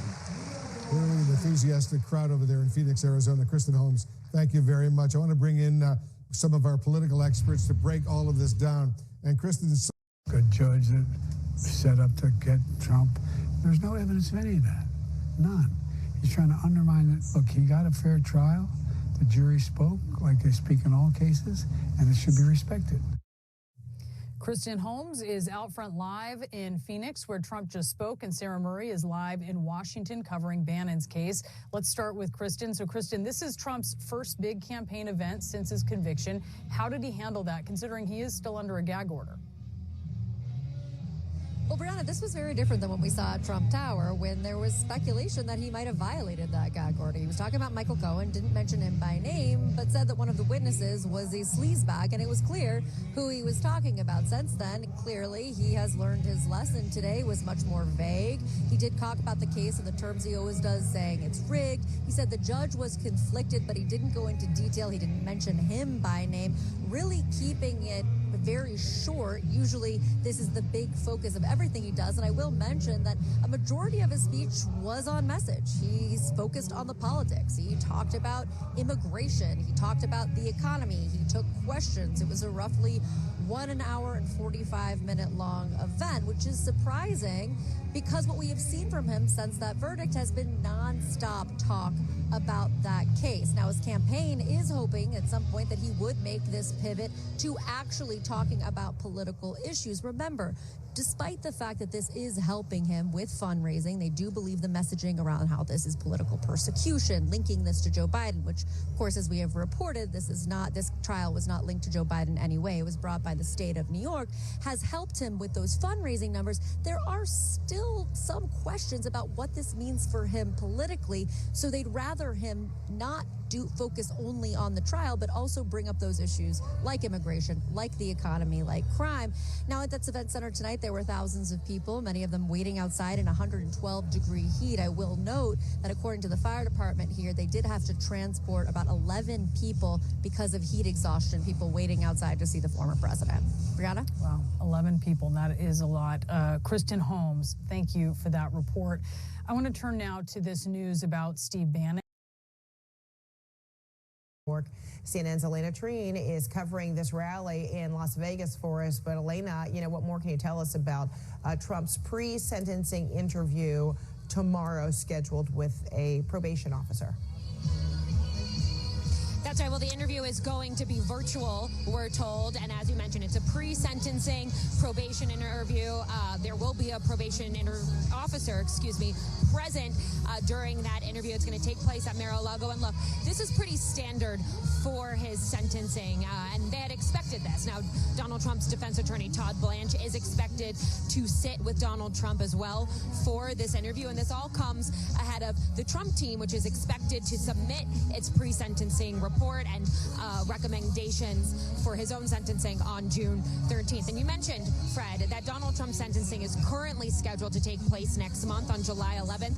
That's just days before the Republican National Convention in Milwaukee in July. And so I know that there's been some discussion still behind the scenes from Donald Trump's team about whether or not they want to try to shift that date. But look, as we look ahead to his rally today here in Las Vegas, I know from my conversations with the Trump campaign that they really want to look beyond his trial. They want to leave his weeks-long trial in the past and start focusing again on his general election campaign. And that means talking about the issues they think will matter to voters, including immigration, crime, the economy, all issues, his team tells me, that will be very heavily focused on here in Nevada. But at the same time, I will say, we just heard from Congresswoman Marjorie Taylor Greene, of course, a fierce defender of Donald Trump's. She used her time on the stage before Donald Trump arrives to rail against his conviction. She called it BS. She used the full term. I'm not going to curse here for you, but that received chants of BS from the crowd. And she talked about how they will try to do something about it. And that really comes after days of hearing from Donald Trump and his allies of this rhetoric around retribution and wanting to seek revenge on their political opponents. Donald Trump himself has insinuated that he may try to prosecute his political opponents if he's elected. So I think that will be a key theme of his speech today as well, even as his team is trying to get him to really focus back on the general election campaign and the issues they think that voters will turn out in November for. Fred? All right, Elena Treen, how hot is it? Yesterday we talked about the heat and all kinds of precautions being made there in Las Vegas for people for this rally. How is that turning out right now? It is pretty hot here, Fred. It shows the forecast that temperatures are going to be above 100 degrees. I've already seen at least one person need medical attention, and so it's very warm here. And Donald Trump's team has been taking precautions for that. They've added a ton of fans to be misting people. They've have 38,000 water bottles, we're told, for guests. And really all of this comes after on Thursday, Donald Trump spoke in Phoenix, Arizona. 11 people were transported to the hospital for heat-related illness. And I'll tell you, Fred, that event was indoors. Those are just people who were waiting outside to get in. As you can see behind me, this event is going to be outdoors the entire time. Now, we are a little lucky. There's some cloud coverage here today, but it's going to be very hot. And I know we're all paying very close attention to the potentially dangerous conditions that could come with this. All right, and my producer, okay, thank you, Elena, and my producer whispered to me it's 94 degrees Fahrenheit, but sometimes it's not always the actual temperature, but it's the feels like temperature that sometimes can be pretty threatening. All right, try to stay cool, Elena Treen, thank you so much. All right, up next. The sentencing for his 34 felony count is scheduled to take place next month in New York. CNN's Elena Treen is covering this rally for us. So, Elena, good to see you. What did the former president have to say? Well, you know what I found really interesting, Fred, is as you mentioned, this was Donald Trump's first rally since his being convicted on 34 counts of falsifying business records. However, we did not hear Donald Trump specifically bring up that verdict. Instead, he just talked about his indictments more generally. He cursed a lot. He used expletives to describe special counsel Jack Smith. He was not involved in his conviction or the trial related to his conviction in New York. And he also claimed that this country, he called it, he said no third world country has more weaponization than the United States. So he described his legal troubles more broadly, but he did not speak about that verdict specifically. And I think, again, it's very interesting, just given especially over the past several days, Donald Trump has really escalated his rhetoric, calling for retribution on his political opponents. We've heard him in many interviews this week argue that he would try to prosecute some of his political enemies if reelected. And so we didn't really hear that language today. And I just want to tell you, from my conversations with the Trump campaign, they've told me that they really do want to leave his weeks-long criminal trial in the past. They are very eager to really shift back to his general election campaign message and focus on the issues that they think will get him elected in November. That's why you heard him talk a lot about immigration, a lot about crime, a lot about the economy, all things that he knows voters here in Nevada care about very much. All right, Elena Treen, thank you so much. Oh, let me ask you really quick. Tomorrow, I know his campaign would rather not be talking about the convictions, but you had mentioned earlier that he would have a virtual meeting with a probation officer tomorrow. What more do we know about that? That's right. So this is part of a pre-sentencing interview that he's going to be doing. I should first of all say, this is a routine pre-sentencing interview, something that is very common in these situations. What's not as common is that it will be virtual. We're told that Donald Trump will be doing this interview at his home in Mar-a-Lago. His defense attorney, Todd Blanche, will be there as well. And this comes ahead of Trump's team expecting to file their pre-sentencing recommendations to the court on June 13th, I'm told. And all of this comes ahead of that current sentencing date of July 11th. That's just 4 days before the Republican National Convention in Milwaukee in July. And so a lot of moving parts as they look forward to when exactly that sentencing is, what it will mean, and how it could impact his election. All right, Elena Treen, thanks so much in Las Vegas. All right, joining me right now to talk. Former President Donald Trump will be speaking to voters in battleground Wisconsin, but you know what he still cannot talk about without facing fines or jail time, at least? Witnesses and the jury that convicted him in his criminal hush money trial, or the daughter of the judge who works for Democrats. Because today, New York's highest court in the land or the highest court in the Empire State, rather, has declined to hear his appeal on the gag order Judge Merchan imposed on him in that case. Trump's legal team is today vowing to fight the gag order, saying it's unconstitutional because it violates Mr. Trump's First Amendment rights of free speech. Trump's appearance today, just south of Milwaukee, comes a few days after he reportedly, behind closed doors, called that city horrible because of its crime. But Mr. Trump will be in Milwaukee in less than a month for the Republican National Convention, where he is set to become the party's official presidential nominee. CNN's Steve Contorno is in Racine, Wisconsin for Trump's rally and speech. Steve, what can we expect to hear from Trump today on the heels of this loss from New York Supreme Court?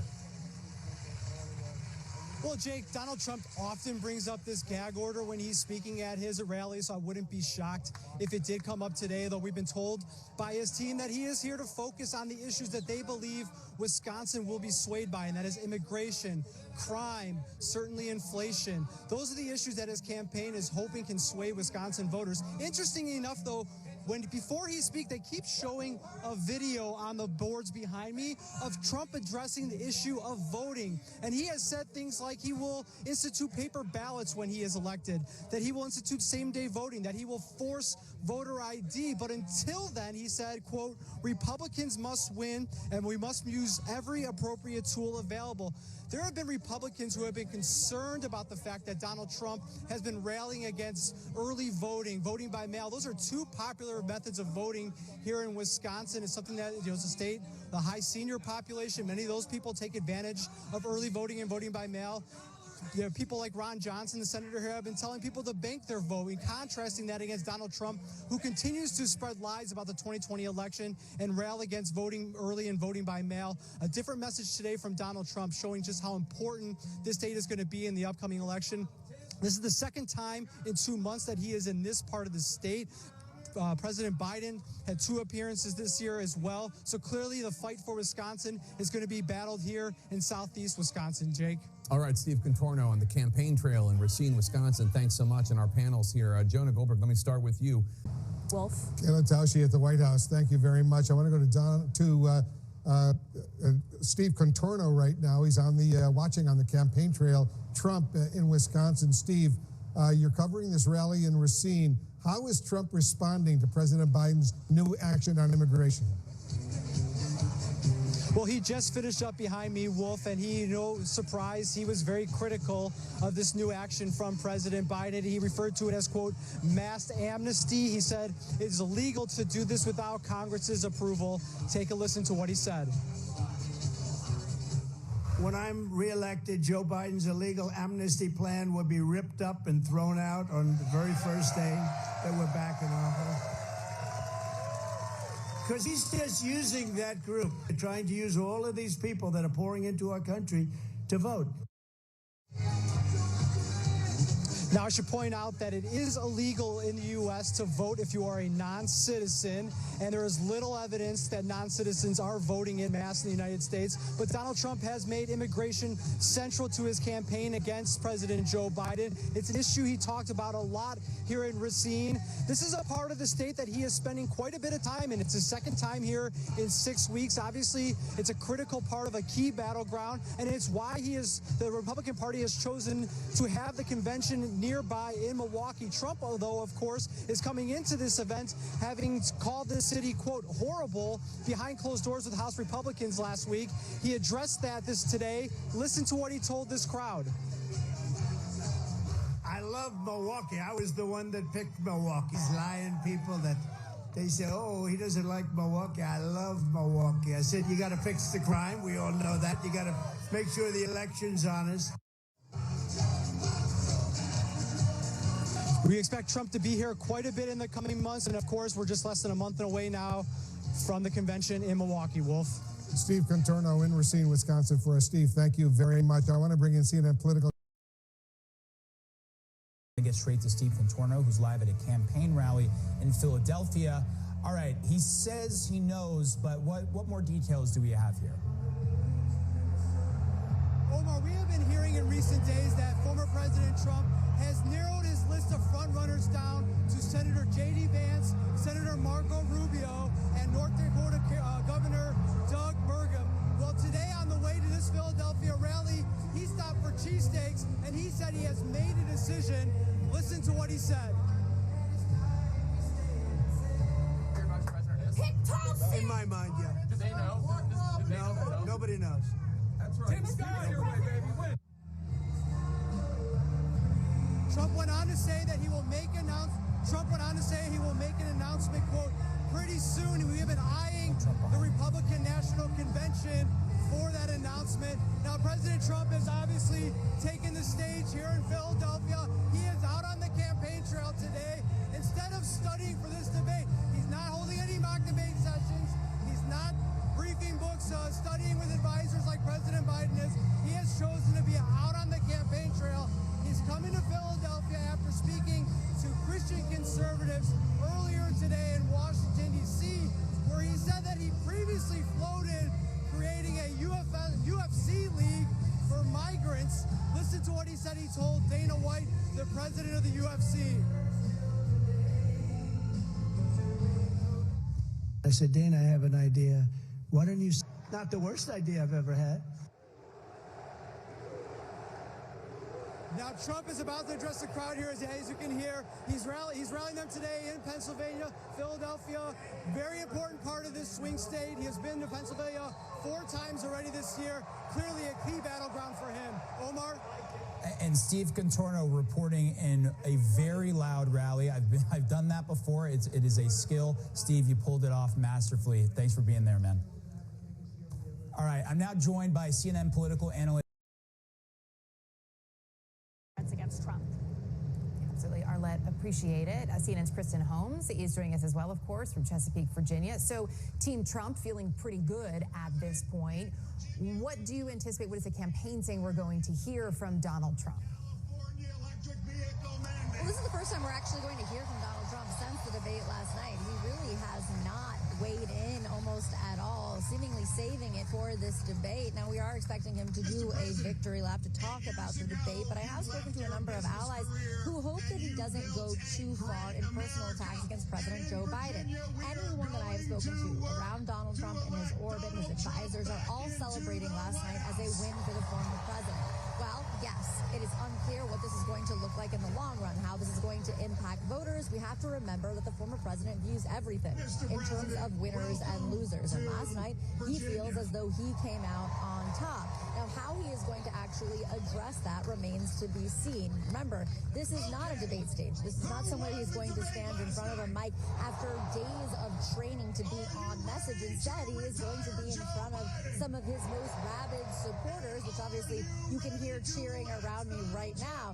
So he is going to address it. How he goes, how far he goes against Biden will remain to be seen. The other thing I want to point out is it seems kind of strange that he would be in Virginia on a day like today. It's not considered a battleground state. Biden won by more than 10 points, but Donald Trump is hoping to put it on the map. They say this is one of their dream states that they would hope to flip in November. So obviously we'll see how that goes. Right now, Governor Glenn Youngkin up on the stage, obviously here to help the former president with some of those Republican voters who might still be unsure. All right, Kristen Holmes, live from Chesapeake, Virginia. Thank you for that report. How much longer will Boeing Starliner? All right, we are keeping our eye there on Virginia as former President Trump is set to speak any moment now in Chesapeake. It's his first campaign rally since the CNN debate last night, and we're told that his campaign is flying high. Joining us now, former Arkansas governor and former Republican presidential candidate Asa Hutchinson, also former Trump White House communications director Mike Dubke, who's a founding partner of the BlackRock Group. Good to have. They agreed within 2 hours. They both agreed. I do want to ask you, Governor, because CNN did this analysis of what these two candidates said, and there were 30 lies by Trump. There were 9 lies or misleading statements by President Biden. That's not great either. Let's just be clear about it. But it's this choice now that came out of this debate where you have Donald Trump, serial liar, which he's still refusing to accept the outcome of the 2020 election or look forward to the next one and say he'll accept the outcome. And then you have Joe Biden, who I think it's hard for, at least, in this one poll we have here, 5% saying that it changed their minds in our poll. It's hard for them to imagine him serving capably for 4 more years. What kind of choice is that for voters? Well, it's not a choice anybody wants. I was receiving phone calls and texts from Nikki Haley supporters and my supporters, and they saw the debate last night, and they just was throwing up their hands that Trump is not acceptable. He's not any warmer to them than ever before. But clearly Biden is not up to the task. And so they just see this as a binary choice, and that Joe Biden didn't give them an option. And so you either don't participate. And so I think that Donald Trump will get some bump in the polls. It remains to be seen how much. Clearly he won. He exceeded expectations. I agree with Michael. And I look at one of the tests I think he had to live up to was handling the abortion question. I think he handled it well with some compassion and focused on the states and in contrast with the Democrat position. So I think he performed well and probably beat expectations, even though he still didn't move the truthometer, and he's still a convicted felon. And that's really one place that Joe Biden excelled the debate whenever they talked about the impact on democracy and support for the system of law. Trump got some momentum, though, last night. I do just want to say, he said that Democrats want to kill babies after they're born. How is that compassionate? Well, of course, it's untrue. Is the response of Trump compassionate? First of all, that's coming from Ralph Northam, former governor of Virginia, and so there is some substance to it. Now, the problem is he attributed that to all Democrats, so that's unfair. We'll put that aside because, I don't want to have a full-on debate about abortion with you, but he really misrepresented that, and I think it was very clearly not compassionate the way he addressed it. Moving forward, I found it interesting, perhaps not surprising, right, as you're trying to do a little cleanup, but interesting that... And let's go now to Chesapeake, Virginia, where former President Trump is speaking. Him defend his atrocious record. It's not defensible. I don't care who you were. You could be the late, great Clarence Darrow. Has anyone ever heard of Clarence Darrow? He was known as quite a good debater. Not as good as your governor, but that's okay. Hello, Governor. I can't miss this guy in the crowd. But his son's much better looking than him. Joe Biden's problem is not his age. It's not his anything, really. It's got no problem other than it's his competence. He's grossly incompetent. They keep saying old. I know people that are much older than him that are doing unbelievable things, making a fortune. I knew a man that at 79, he was never a success, and he made $1 billion and a half from 79 to 92.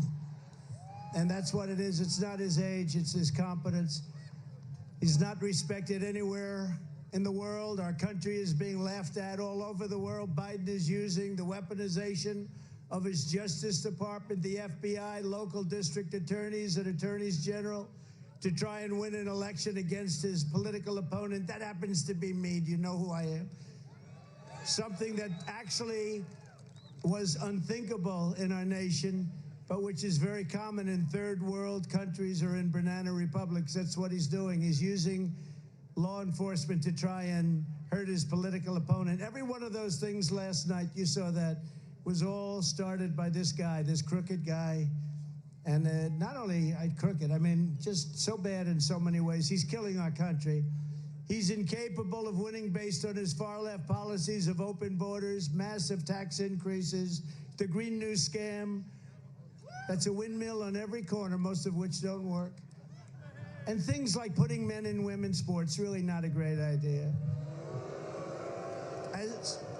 As every American saw firsthand last night, this election is a choice between strength and weakness, competence and incompetence, peace and prosperity, or war or no war. They like a war. They love wars. They love killing people. It's so wonderful. I'm the only president in many, many decades that didn't start a war. I finished one. I beat ISIS in record time.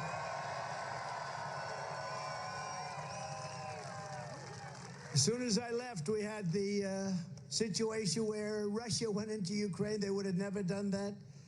And where Israel's attacked. And then we had inflation. And then we had that horrible event that took place in Afghanistan. The worst, I think the most embarrassing moment in the history of our country. And it's a choice, though, between a president who puts America first or a train wreck who puts America last. They put America last. Actually, the Democrats put America last. You take a look at that. Look at a guy like Senator Schumer. I've always known him. I've known him a long time. I come from New York. I knew Schumer. He's become a Palestinian. He's a Palestinian now. Congratulations. He was very loyal to Israel and to Jewish people. He's Jewish, but he's become a Palestinian because they have a couple of more votes or something. Nobody's quite figured it out. A vote for Joe Biden is a vote for failure, surrender, and disaster for our country. A vote for your all-time favorite president, President Donald J. Trump.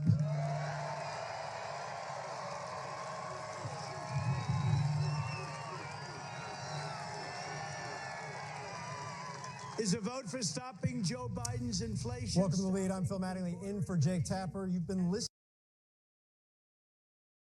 Any answers, so we are reading into everything he's doing. On Saturday, he has a rally in Pennsylvania. Obviously, that is not home to J.D. Vance. He's the senator from Ohio, but it is technically J.D. Vance territory, something that we are looking at closely. Now, one of the other things we're going to look at tonight, how Marco Rubio and Donald Trump interact. We obviously are looking for any kind of detail as to when this announcement is going to come and who it is going to be. The top three contenders, we are still told, North Dakota Governor Doug Burgum, Senators Marco Rubio, and Senators J.D. Vance. And Wolf, as soon as we have any details, I will come back and update you. I know you will. Kristen Holmes, thank you very, very much. And we'll be right back. You're looking at live pictures from Miami, where former President Trump is set to take the stage in just a few moments. Senator Marco Rubio, a VP contender, is there, and he's taking a swipe at President Biden's debate performance and adding a new warning tonight. They're watching this thing in Beijing. They're watching it, and that's the danger that we're in.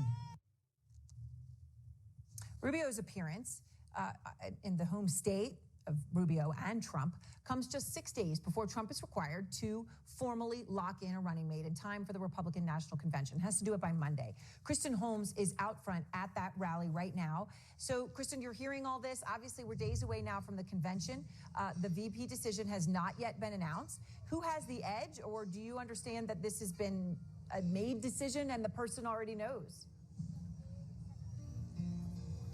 Well, when it comes to who has the edge, honestly, Aaron, it's determined by who you talk to. Remember, Donald Trump talks to a lot of people. Everybody has their own allies that they are advocating for. We know there are people out there pushing for Senator Marco Rubio. There are people out there pushing for Senator J.D. Vance, and there are people pushing for North Dakota Governor Doug Burgum, who we understand all three of whom are in the final three. Now, the scuttlebutt here on the ground, the buzz, is that it's going to be Senator Marco Rubio. I will give you a big caveat to that.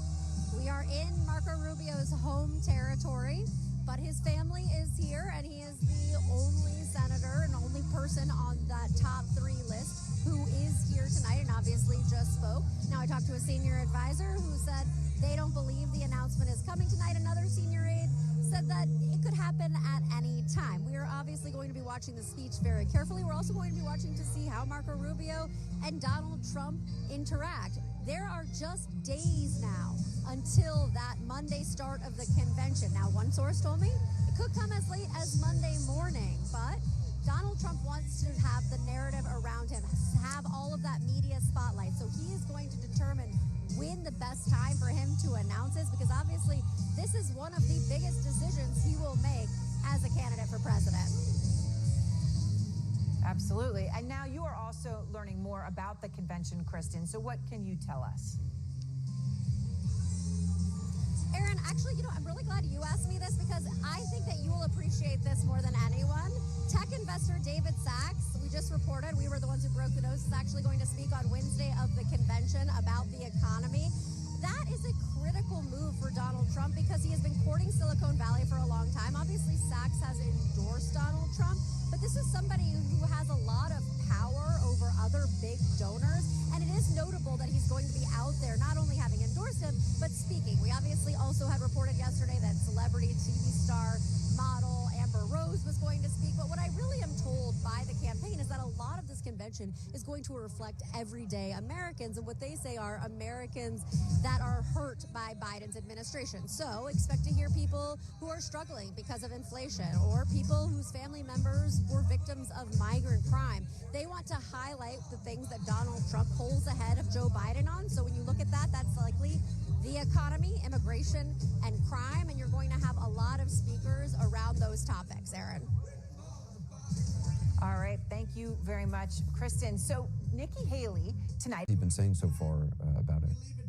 For the next 4 months. Well, Anderson, the most interesting thing he's been doing tonight is really going after Vice President Kamala Harris. Obviously is notable, given what we are hearing about the calls for Joe Biden to step aside, and the fact that his campaign, as we know, has been calculating what exactly that would mean for the rest of his campaign until November. What happens if Kamala Harris is at the top of the ticket? Now, I want to read to you exactly what he said because he just said it moments ago, so we haven't been able to cut that sound yet. But he says, whatever else can be said about crooked Joe Biden, you have to give him credit for one brilliant decision. Picking Kamala Harris as his vice president was the greatest insurance policy of all time. If Joe had picked someone even halfway competent, they would have bounced him from his office years ago. The reason why this, again, is so notable is, one, Donald Trump and his team have really spent almost no time talking about Vice President Kamala Harris at all. So they are clearly monitoring this situation very carefully. Now, they have told me that they have spent millions of dollars in modeling and gathering data to go after President Joe Biden. They have not switched they have not flipped their switch yet to go after Kamala Harris to look into that data because they're waiting to see what exactly happens. Now, the other thing, tonight, one thing we didn't hear was any sort of announcement for vice president. Interestingly, he made a very brief comment about Marco Rubio, saying he believes that all of the media here is because they think that they're going to announce he's going to announce Marco Rubio as vice president, but then quickly moved on. The campaign had been teasing when he's going to announce, but we still are no closer to his actual announcement. Obviously, as we have reported, he has to make that decision by next Monday. They have said it could come as late as Monday morning, but Senator Marco Rubio, he was here. He spoke. His whole family was here. This is his hometown. Yet only that brief reference to him in the crowd and then moved on. Kristen Holmes, thanks very much. Perspective now from New York Times. Former President Donald Trump is back on the campaign trail as he gets ready for a big week ahead. Trump is preparing for the Republican National Convention in Milwaukee, which is now less than 48 hours away. He will officially become the party's nominee for the third time in 8 years. He's also expected to announce his running mate. It's a highly anticipated decision that has been overshadowed by all the debate fallout surrounding the Biden campaign. CNN's Elena Treen is live at that Trump rally in Butler, Pennsylvania, where the former president will address the crowd any minute now, Elena. But before he does, how is the campaign feeling about this big week ahead?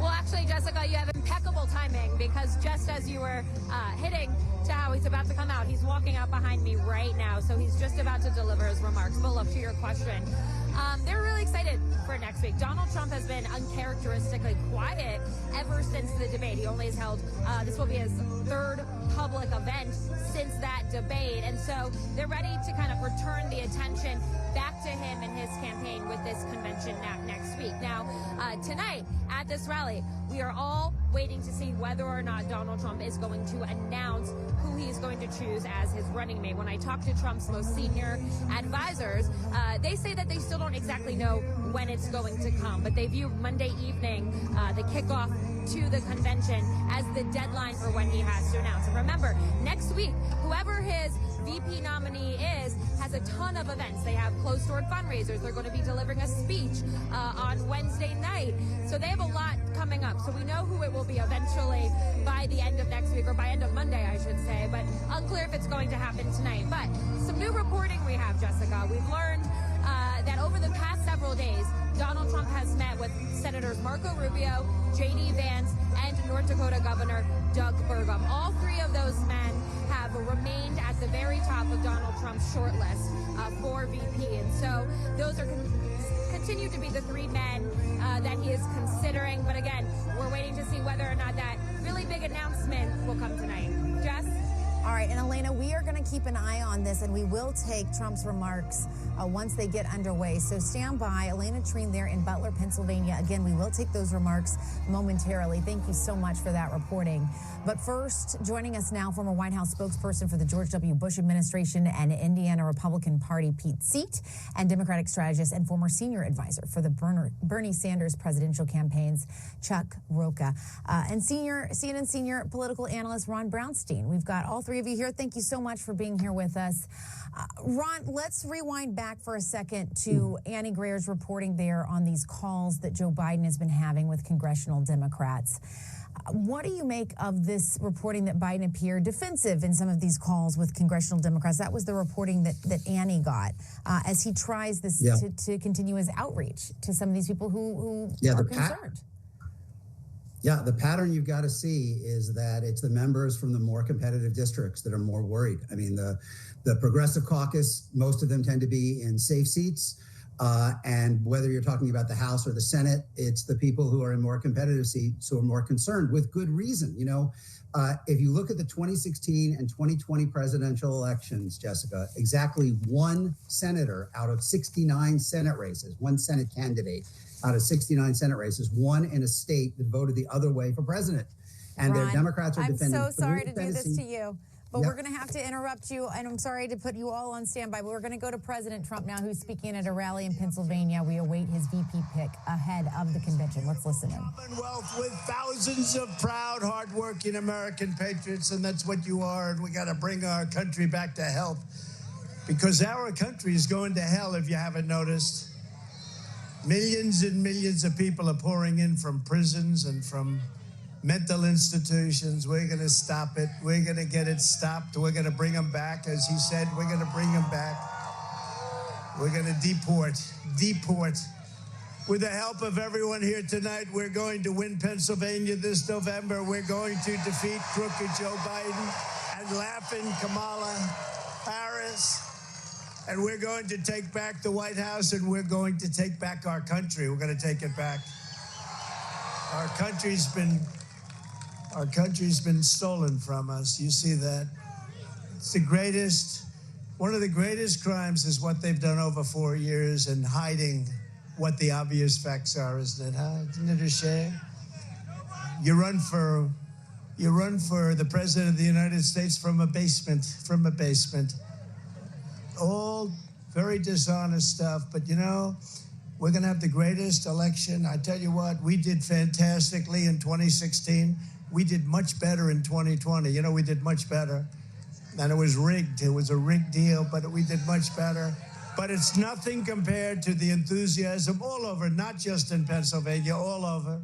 There's nothing compared to the enthusiasm that we've seen over the last year. Because, I mean, a year, think of it, year and a half ago it started. It really started from immediately after the election. You want to know the truth. But a year and a half ago, we were seeing crowds of people desperate to have rallies, desperate to have anything to take back our country.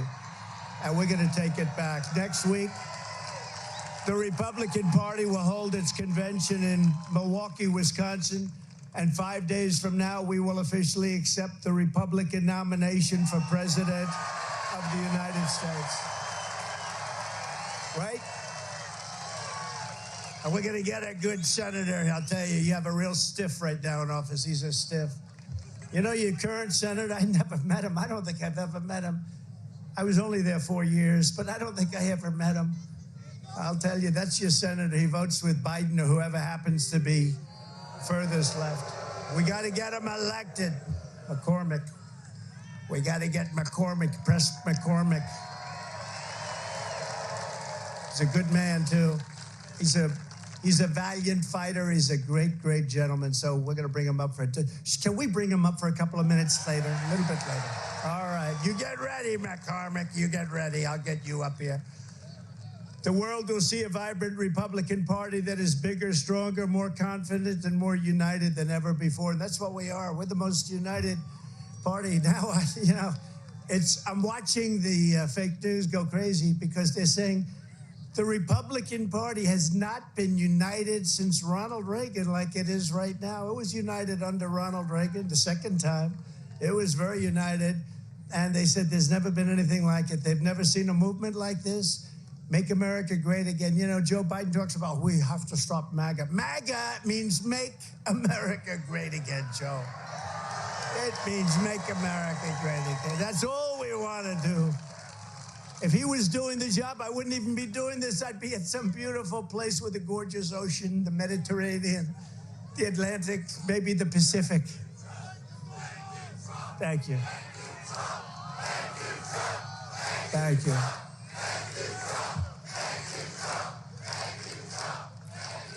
Instead, I'm here with you fighting like hell to get a senator elected and to make sure we take back the White House, because if we do, we're going to make America better than ever before. We're going to make it, and it's not easy. because we have millions and millions of people in our country that shouldn't be here. Dangerous people, criminals. We have criminals. We have drug dealers. We have people that should not be here. And it's much tougher than if it happened. We had the strongest border ever. In recorded history, we had the best border. In fact, if they could ever put up a chart, I don't know if they can do it. Do you guys have access to that chart that I love so much? You don't mind if I go off teleprompter, do you? Because these teleprompters are so damn boring, I try and explain that. Oh, there's it. Wow. You guys are doing it. They're getting better with time. My guys, take a look at that chart. Take a look at the arrow on the bottom. See the big red arrow, right? So that's when I left office. That was the lowest point, and that comes right from the government services, comes right out of Border Patrol. Take a look at that. So that arrow is the lowest amount of illegal immigration ever in recorded history into our country. And then the worst president in the history of our country took over. And look what happened to our country. Probably 20 million people. And that's a little bit old, that chart. That chart's a couple of months old. And if you want to really see something that's said, take a look at what happened.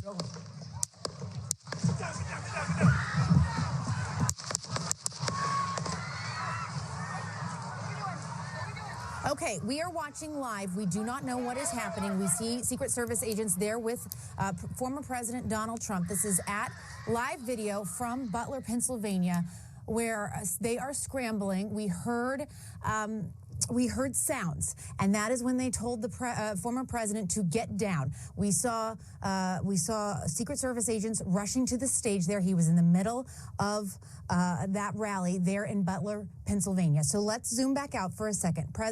Former President Trump, we are monitoring this situation. We have a team there. He was talking to a crowd. We heard noises. They told him to get down. We are monitoring what is going on there right now. We know that Secret Service rushed the stage and got the former president down on the ground. We are waiting to hear more details. The president was there in Butler, Pennsylvania, which is a rural part of Pennsylvania, with a large crowd doing this rally before the Republican National Convention starts on Monday. This was his first rally that he has done since that debate. I want to bring in Ron Brownstein, who is our CNN political analyst and senior editor. Ron, we do not know what just happened. We do not know what is unfolding. We have a team there on the ground. We heard those noises, and we saw them rush the former president to the ground. Mm-hmm. It is hard in these moments to speculate. You don't want to do that, but that is a scary moment to watch unfold. Oh, it is a terrifically scary moment. And we have been moving, toward a political system in which threats of violence have become more common, really, at every level of government, from local, school boards and public Ron, health I want to hold on one officials, second. I am getting some new information. We're being told that the former president is being led off stage, and we are monitoring this. We're trying to get a better handle on exactly what's happening before we go back to those live pictures. But please continue your thought. We know that he is being led off stage. I was going to say, what we've seen, and everything from fights over, school libraries to COVID restrictions to January 6th, a political environment in which threats of violence have become much more common. More of them, not exclusively, more of them have come from the right. Yeah, and Ron, we're just getting some live pictures in. We're getting some live pictures in. I want to tell people what they're looking at. We're told President Trump is in this vehicle that is being led away. We saw men. You are seeing people right now to your left that are in military garb. You see the Secret Service agents there that are running. Again, we are watching Trump's vehicle being driven away from this rally in Butler, Pennsylvania. He had been on the stage for maybe 5 minutes when we heard noises. We don't know what they were. He was rushed to the ground. They have now taken him off stage. He is being driven away in his vehicle, which we are not seeing now. You're now looking at the crowd there in Butler, Pennsylvania. This was the rally that former President Trump was having. We know that the Secret Service rushed him off stage, put him into that armored vehicle that you are now watching speed away from Butler, Pennsylvania. So they clearly felt the need to get him out of there. He has now been taken away from that site in the Secret Service vehicles. He was rushed off the stage. You see that the crowd there also looks confused as to what is going on. Hey we guys, see I'm ready. members of the, we saw what looked to be members of the military at one point. You see them there on the far right with camouflage on. Again, if you're just tuning in, you are looking at live pictures from Butler, Pennsylvania, where the former president, Donald Trump, has been rushed off the stage during his rally after he had been speaking for several minutes, and we heard loud noises. Secret Service rushed him to the ground and have put him into the car. He is now being rushed to an undisclosed. We are gonna show you that moment. So I'm now gonna show you the moment that just happened when the former president was speaking at his rally. Let's watch that video. Take a look at what happened.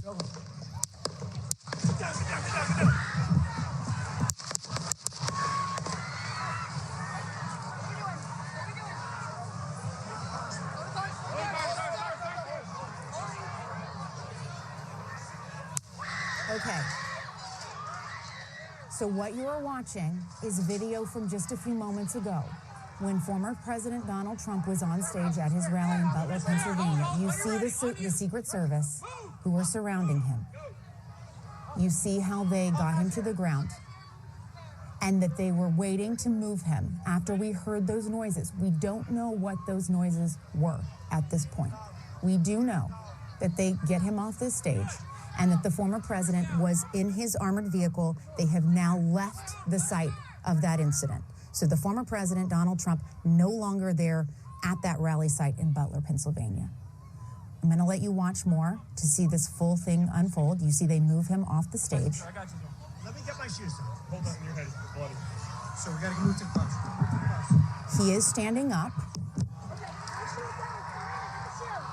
Watch out. It's unclear what his status is, but you see him put his fist up, and you see him doing a fist pump. It appears like he's saying fight. It looks as if there might be blood on his ear. Again, these are pictures we are just seeing for the first time right now as the former president is led off the stage in Butler, Pennsylvania, after we heard loud noises and he was rushed to the ground, and then you see the Secret Service around him, getting him into his vehicle. Now, we do not know where he has gone. We just know that he was put into that car right there. While you see his fist in the air, it does appear as if there is some blood on his ear, unclear how that happened.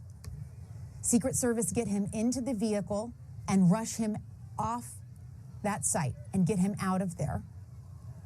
Again, we don't know where the former president is at this exact moment, only that he was taken away from the rally site there in Butler, Pennsylvania. Again, if you were just tuning in, former President Donald Trump was minutes into his rally there in Pennsylvania when we heard loud noises. He was thrown to the ground by Secret Service agents who then rushed him in, as you're watching now, to that car and drove him off site. Our reporter, Elena Treen, witnessed this all unfold. Elena, I think you're here with us. I want to go out to Elena so she can tell us more of what she saw from her vantage point. Elena? Hi, Jessica. Yeah, so it's been a very chaotic couple of minutes. A lot of tension right now out here. So, as you mentioned, Donald Trump was on stage. It was just moments after he had walked onto the stage to deliver remarks. He was very briefly into that. And so I'm going to show you behind me. So around this area, somewhere off on that field over there, is where we heard a bunch of banging or cracking, loud cracking noises. At first I thought, is that fireworks? I had no idea what it was. All of a sudden, everyone started screaming. On the other side of the rally, on the other side of the stage, a lot of steam went off back here, right behind that tractor over there, if you can see it. And all of a sudden, you heard Secret Service security guards on the ground, everyone telling everyone to get down, to move, to move. I actually had to jump off this riser right here and went under the riser, so I didn't get to see everything that was happening as Donald Trump was being moved off the stage. But clearly right now everybody is being evacuated from this rally venue. They are very angry. You can hear people in the crowd some people are crying, some people are screaming. People are very angry with what just happened. They're angry at the media. They're screaming at the media behind me. Very unclear exactly what happened. We know that Donald Trump, of course, left the venue immediately. He was escorted off the stage by Secret Service. We saw his motorcade quickly leave and drive off. We don't have many answers right now. It's also, my phones are jammed. I've been trying to see if I could contact some of Donald Trump's team, get any sort of update. There is no service or signal right now, so we're all just trying to see what exactly is happening. What is the state of the former president, how Donald Trump is doing, and what exactly happened here this evening. Elena, can you hear me? Before we let you go, can you hear me okay? Yes. Okay, before we let you go. I can hear you. Is anyone else, do they appear to be injured? And it appears like whatever happened doesn't look like they think it's still a threat because people are still moving around. That's right. It's not a threat. A couple minutes. I don't even know how long, about a minute, I would say, that we were all on the ground, that they had us hiding, they people to get down. After that, we were given an all clear, I believe, from Secret Service. Again, I was under the riser hiding after we had heard those, whatever that sound was, whether it was fireworks or whatnot. I don't want to try to speculate on what that noise was. It does not appear, from what I can tell, that anyone was injured, but I honestly can't say that completely accurately right now. We really do not have a lot of information at this time.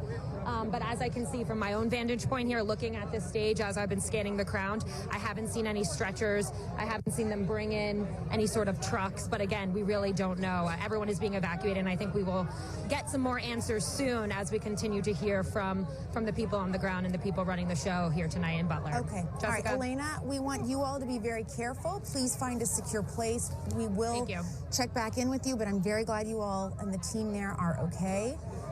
Please be very careful.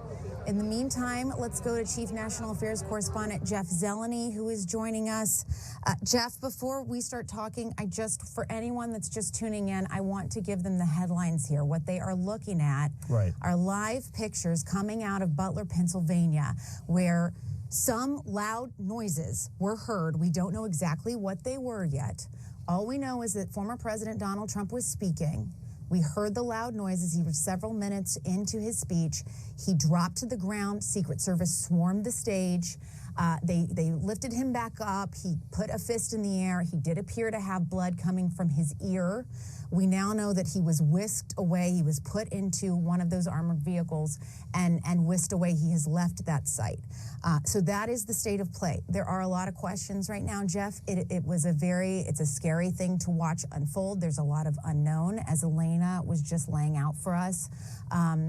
Nobody quite knows exactly what happened yet. But Jeff, in a moment like this, it just kind of, it scares everyone that was there, and it is